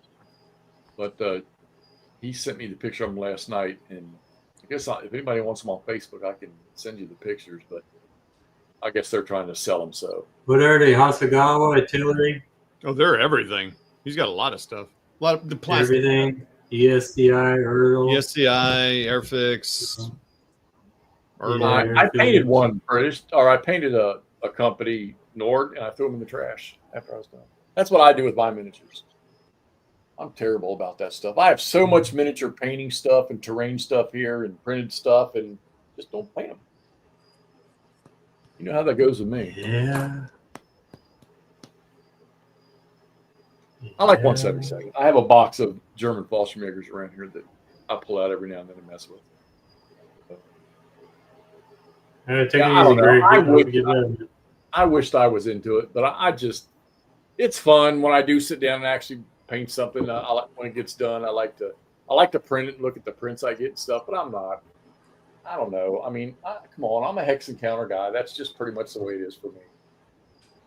James L., thank you, sir, for popping You over. need to play a game. Sydney. Ooh, Sydney, nice. Nice. Dixie just needs to play a game. I mean, He's on 172nd is a yours. cool. I mean, you can get a lot of stuff. I mean, I found it hard to get Oh, yeah. terrain for it unless you're printing it. I don't know. I found it challenging. I mean, I just kind of quickly look at One it. set. Yeah, 172nd, isn't it 20 mil? Yeah, pretty close. Yeah, pretty close to 20. I mean, Yeah, actually, when y'all going to play some more of that Wings of War stuff? Because I do like to watch those. Ooh, I actually, Jeff, you'll enjoy this then. I actually, a local guy here does demos for Ares and Right. was offering a ton of both World War One and World War II Wings of War for me if I wanted to put on demo games around here. So we might wind up being able to play a ton of that, Jeff, because that's one that's fairly simple to play over. I didn't know they were still what- making that. They started again because they had definitely stopped for a while. They Oh. had some supply chain issues. I feel like they're still dealing with Yeah. COVID supply chain issues, but Interesting. because they How are, about the price? well, that's the nice thing. I don't have to worry about that in that case. Other than that, they're still not bad. They're still about the same. At least they like looking at it on Miniature Market and stuff. They're not the cheapest, but they're already assembled, they're already painted, and they're already there. They look pretty good. They do. I I have thought a they ton would- of their ships. I thought they would look good in 6 mil games. Oh, the planes? Yeah, just to use Yeah. them for. I mean, I guess you could use Absolutely. them for 15 too because they're high up or whatever, but it might Yeah. be a little weirder. But Absolutely. planes have Actually, always been was always a challenge for me. I could never settle on a basing because I like those magnets people use to get them up in the air. But yep. I remember Actually, going to the local air shows as a kid, when I was a kid, and they had to buy me one of the World War One fighter planes or something that they would sell at the air shows and stuff. yeah. I used to have quite a few of them when I was a kid. Yeah, you think back about the stuff you had as a kid that you wish you just would have kept. Everybody talks about baseball trading cards and stuff like that, but there's so many other things. I still wish I had my innocence. Yeah. Well, take that up with Lisa, not us. Yeah, James, Army Painter. That I'm just kidding. Lisa's a delightful woman. yeah, You the leave her alone. Army Painter dip. I was going That to. hardens up the minis pretty good. It's a lacquer. Go ahead. Remember, what is that damn World War II set of minis that I ordered? All of them, the British, the Russians, the March to Hell, maybe? yeah, but they have that other set that's more detailed, and I bought 3 of them. It's the same people. It's the March to Hell people, but Oh, They just have- one of their other campaigns. Yeah, it's World War II, but they're more, and they're specifically 20 millimeter. I mean, you can scale them down, but they're really. Oh, yeah, I think they just sell both scales. It's just one of their other Kickstarters that they did. And those are really, really good. So I mean, I literally don't need to buy Flames of War stuff with Yeah. that. And then of course you can always use what's his name's tanks. So Oh yeah, Bergman. yeah, Honestly, I really like Bergman tanks scaled up because you don't. I'm not building scale models to play games with, and so Right.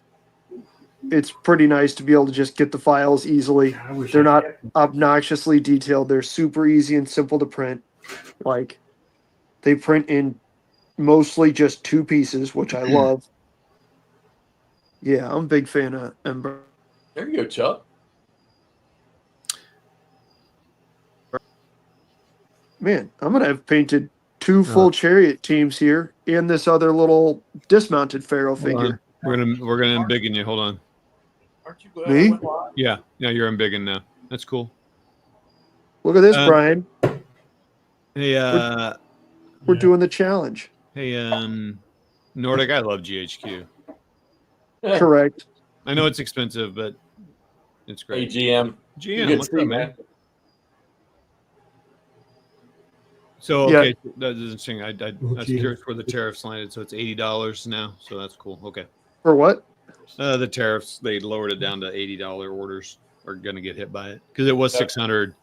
So you're like, oh, okay, I'm not going to worry about it. Oh, well, now some orders are. Well, except for something got fixed today because now Offensive Miniatures is shipping and stuff. All the UK miniature companies are changing, taking their banners down and shipping back to the US now. 3D breed McMurray. But with a, Oh, there you go. with a charge though, right? Or no? I don't know. The shitty thing is companies like Warlord are just going to keep that charge on there because they always do. Because Warlord just doesn't like I guess I don't customers get not we're in not the UK. what We're not worried what about is- them. What's Warlord's big claim to fame? What are they? Because I don't understand that. What do they sell that everybody loves so much? Bolt action, black powder, Hail Caesar, the Gooberness that Brian is currently painting. Their models are, I mean, Epic. their models are good. Their 28 mil is really good. I mean, you got to assemble too much stuff, in my opinion, but they're good. I'm not a huge fan of their tanks once they shifted to. I don't know if they bought out Italieri or if they just Italieri scored some sort of deal where Warlord just interesting. only sells Italieri tank kits now. But that goes back to I don't want to build a scale model. I want to build amen. something that I can play with. Like I don't need to be putting the little rungs for the guys to climb up the side of the tank to get into the tank on the thing that I'm about to pick up and move Yeah, and 40 break off times in a immediately. day. Yeah. I think that's why I stay away from bolt action because I don't want to glue arms. Well, you don't have to. That's the nice thing. Well, What do you mean you don't they sell miniatures, but the big thing is the rules. Well, yeah, Oh, but yeah, you yeah. bolt action ones. You got to glue the pieces together. I don't want to do that. Yeah, No, Warlords models you do. My Yeah. point is you don't have to use Warlords models to play bolt action. It's not an IP controlled game. You can use any miniatures that are World War Yeah. II. Unlike more, was it Games Workshop where you have to technically? Yeah, in there. And they're Like charging. Games Workshop, Mantic, all that nonsense. I I mean, don't mind um, putting troops wait. on bases, but I don't want to. wait, Mantic? I thought Mantic you didn't have to do that. It's you got to have but where else are you going to find the units? Mine, It's couldn't you not find that- that kind of stuff 3D printed all over the place. Kinda ish. Okay. Like yes and no. Some of it's generic fantasy, but then some stuff is Well, that not quite as generic. You mean that GM? Drop the Draft League Commander is always a fascinating game to me. But he's going to use full thrust with them. That's pretty cool. Yeah, I've seen a lot of people doing that. Pat Connaughton does that locally here. I've always liked their models. I thought that company has always done a good job. I have a bunch of what was that? Spartan Games, the old company that came out with that. I have a bunch of their naval stuff right behind me because I told Brian I'd try Fantasy Naval. Spartan. I think Spartan Games is who originally came out with like Drop Fleet Commander and Drop Zone Commander, right? And what was their naval game? GM will have to tell us that. They used to have a naval game that was like real Victorian sci-fi, like Dystopian Wars. Right? Is that the same company? Yeah, Dystopian, and now they got that. Yeah.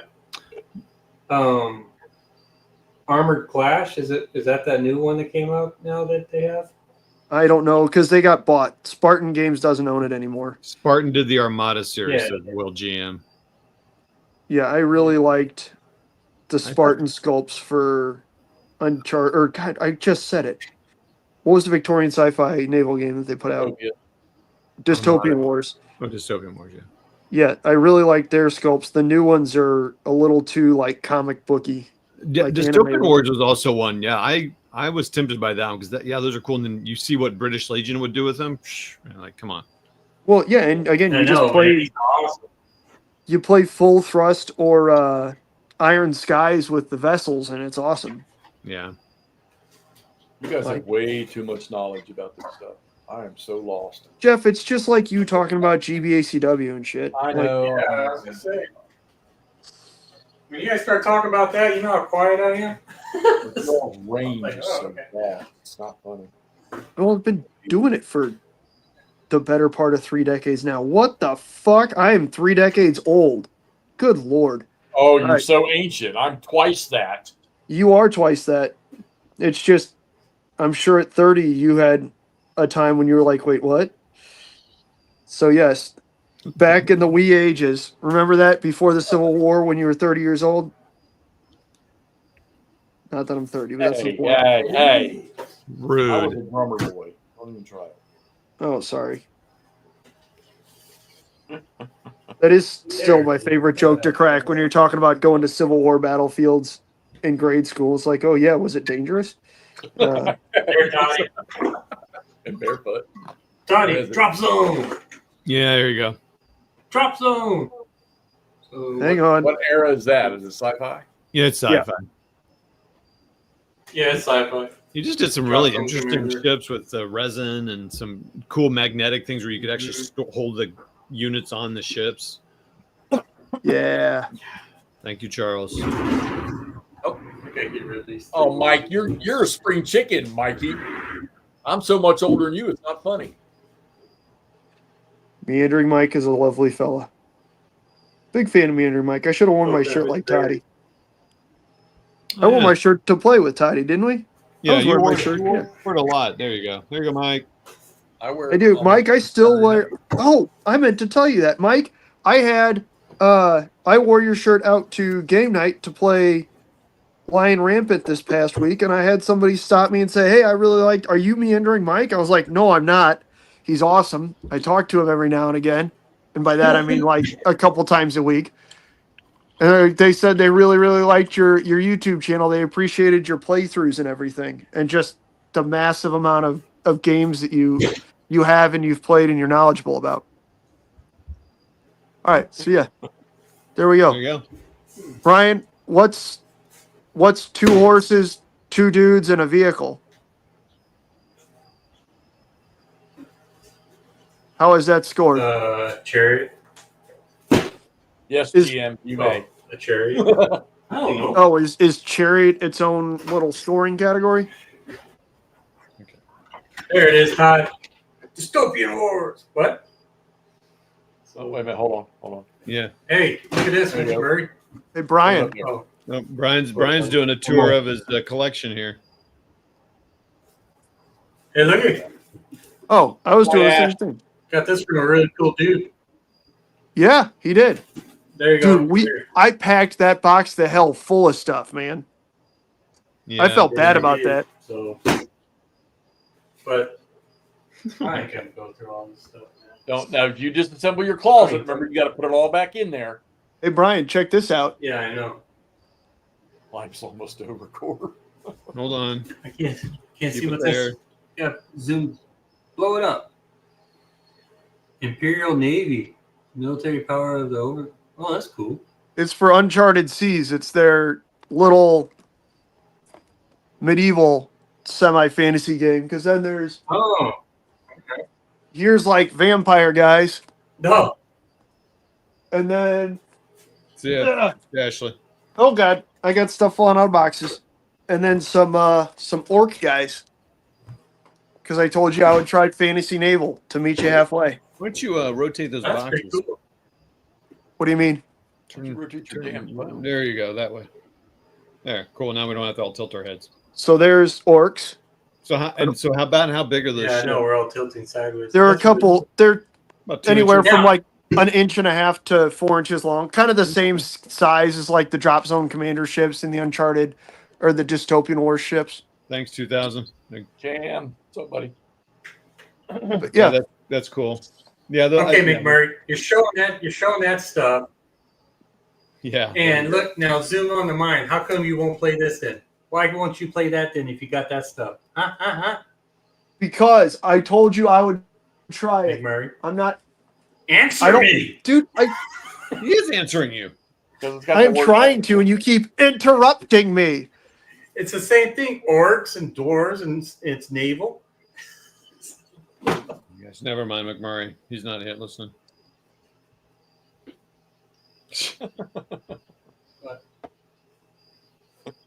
Also, I can augment these guys with. I was looking at them, Todd. They're approximately 1/600 Okay. scale. So, like my 1/600 scale, like Napoleonic ships look relatively close. So I was going to grab a couple 1/600 scale like race built galleons and stuff to augment this because I got a bunch of extra stuff from the guy for the orcs and the vampires. But these are all the like human stuff I've got. Should be fun. Maybe Yeah. we'll give that a shot at some point in time. I gotta play some. All right, gang. 2 hours. I thought I also hit- for a little while. It's been a good. Yeah. Good. So let's hear the progress of the models painted. Jeff, how'd you do on your models? Let's see. I threw some tan and I threw some blue or some gray. Okay. Well, that's good. We'll do the next one. We'll finish those up next year. All right. So what I did is I got that game done, and I put my game I had set up on this table put away, and I started proofing Battalion Combat Series magazine. That's what I did. You guys want to see the 6 mil I did? Devin, you chatted. You were with us. I think that's what you did, right? So. Well, no. Technically, I did prime a bunch of stuff. So. Oh, okay, cool. Real quick, how do you Yeah, were you yeah. were you rattle Yeah, cannon or Rattle cannon it, yeah. Okay, cool. All right, McMurray, you're up. You're main. You got me by a Okay. month or two, I think. Yes. So just tonight, I did 2 chariots. This one that's obviously a little fancier. Mm-hmm. Okay, so again, these are for playing a Bronze Age variant of Lion Rampant.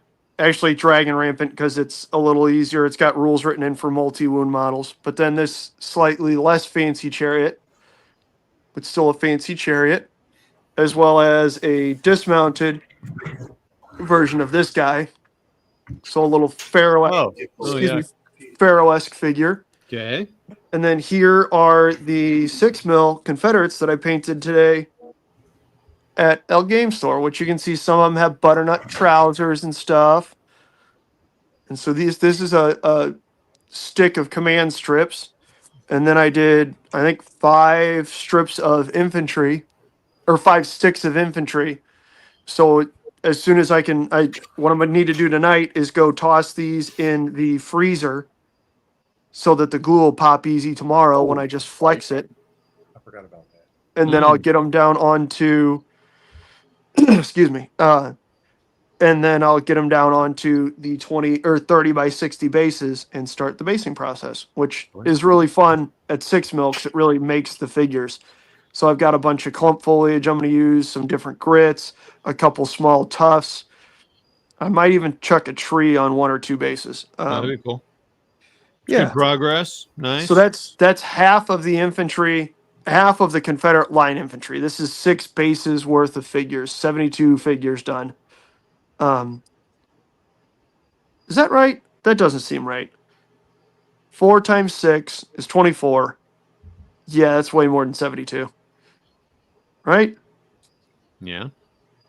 Yeah, it's more than 20. It's more than 72 figures. That's fine. Doesn't matter. It's 144 figures. But There you go. No, this is a stick. This is a stick. These are strips. But anyways, so yeah, Jeff, you be excited, Jeff. This is probably a third of the Confederate forces, the Confederate side that I need to paint for the challenge. Tomorrow I'm going back to game night to paint some more. You drag With all your some- paint down there with you? I just have a little box that I carry the paints I'm going to use. All right. And they have. Can you use the stuff they have there too, just to fill in can. like if you forget one? You absolutely can. I actually just realized while I was painting up these Egyptians that I left my leather brown there. Yeah. I was trying to figure out when I was packing up, like these paints are not quite as densely packed as they usually are. They're usually pretty tight, but so I Mighty guess Box tomorrow I'll have paint to go that I find showed that. you, the Mighty Box kit, they also have trays in there to hold all your different paint type of bottles. Well, that's pretty awesome. That's actually really awesome. All right, Especially Warmutt. because I've mainly switched over to these dropper bottles instead of the GW style stuff. Did you paint anything tonight while we chatted, or did you just mahi mahi? Oh no, I painted. I got all these to paint. Yeah, but what'd you paint while we were on tonight? You didn't paint those tonight. Oh yeah, all the just pants, the trousers. all the pantaloons. All the pants. That's all I did. Cool. And That's then good. the last 20 minutes, I kind of like. So it's bedtime for me, man. Yep, we're heading out. I just want to get the rundown. All right, Yeah. Jeff, you're up, man. You close it Yep. out. Yep. So, hey, well, before we do it, Deb, is there any L&L updates that the world needs to know about that you know of? We, from a game production standpoint, not right now. David's holding off on making any comments. Although we are going to be getting back to Friday Night Friendly Fire. Cool. With Jeff and Keith. End of September. I don't know who. I'm just leaving it up to Keith to choose who the opponent is this time. I think they're trying to get one of the guys from the Player Aid or maybe somebody else. So as soon as we'll GM for food. L&L drink. No, this isn't. We're not. Wrong show. Wrong show, bro. But as soon as I know anything, I'll post it on Facebook and put it out. Okay. I did get an email from Jester that I'm sure he sent it out to a bunch of people. If he wants to start looking for more guests to be on the show, Mikey, I'm sure you probably got one. I don't know if that's a foreboding of stuff or what, but I'm always, and of course I'm always available for you guys too.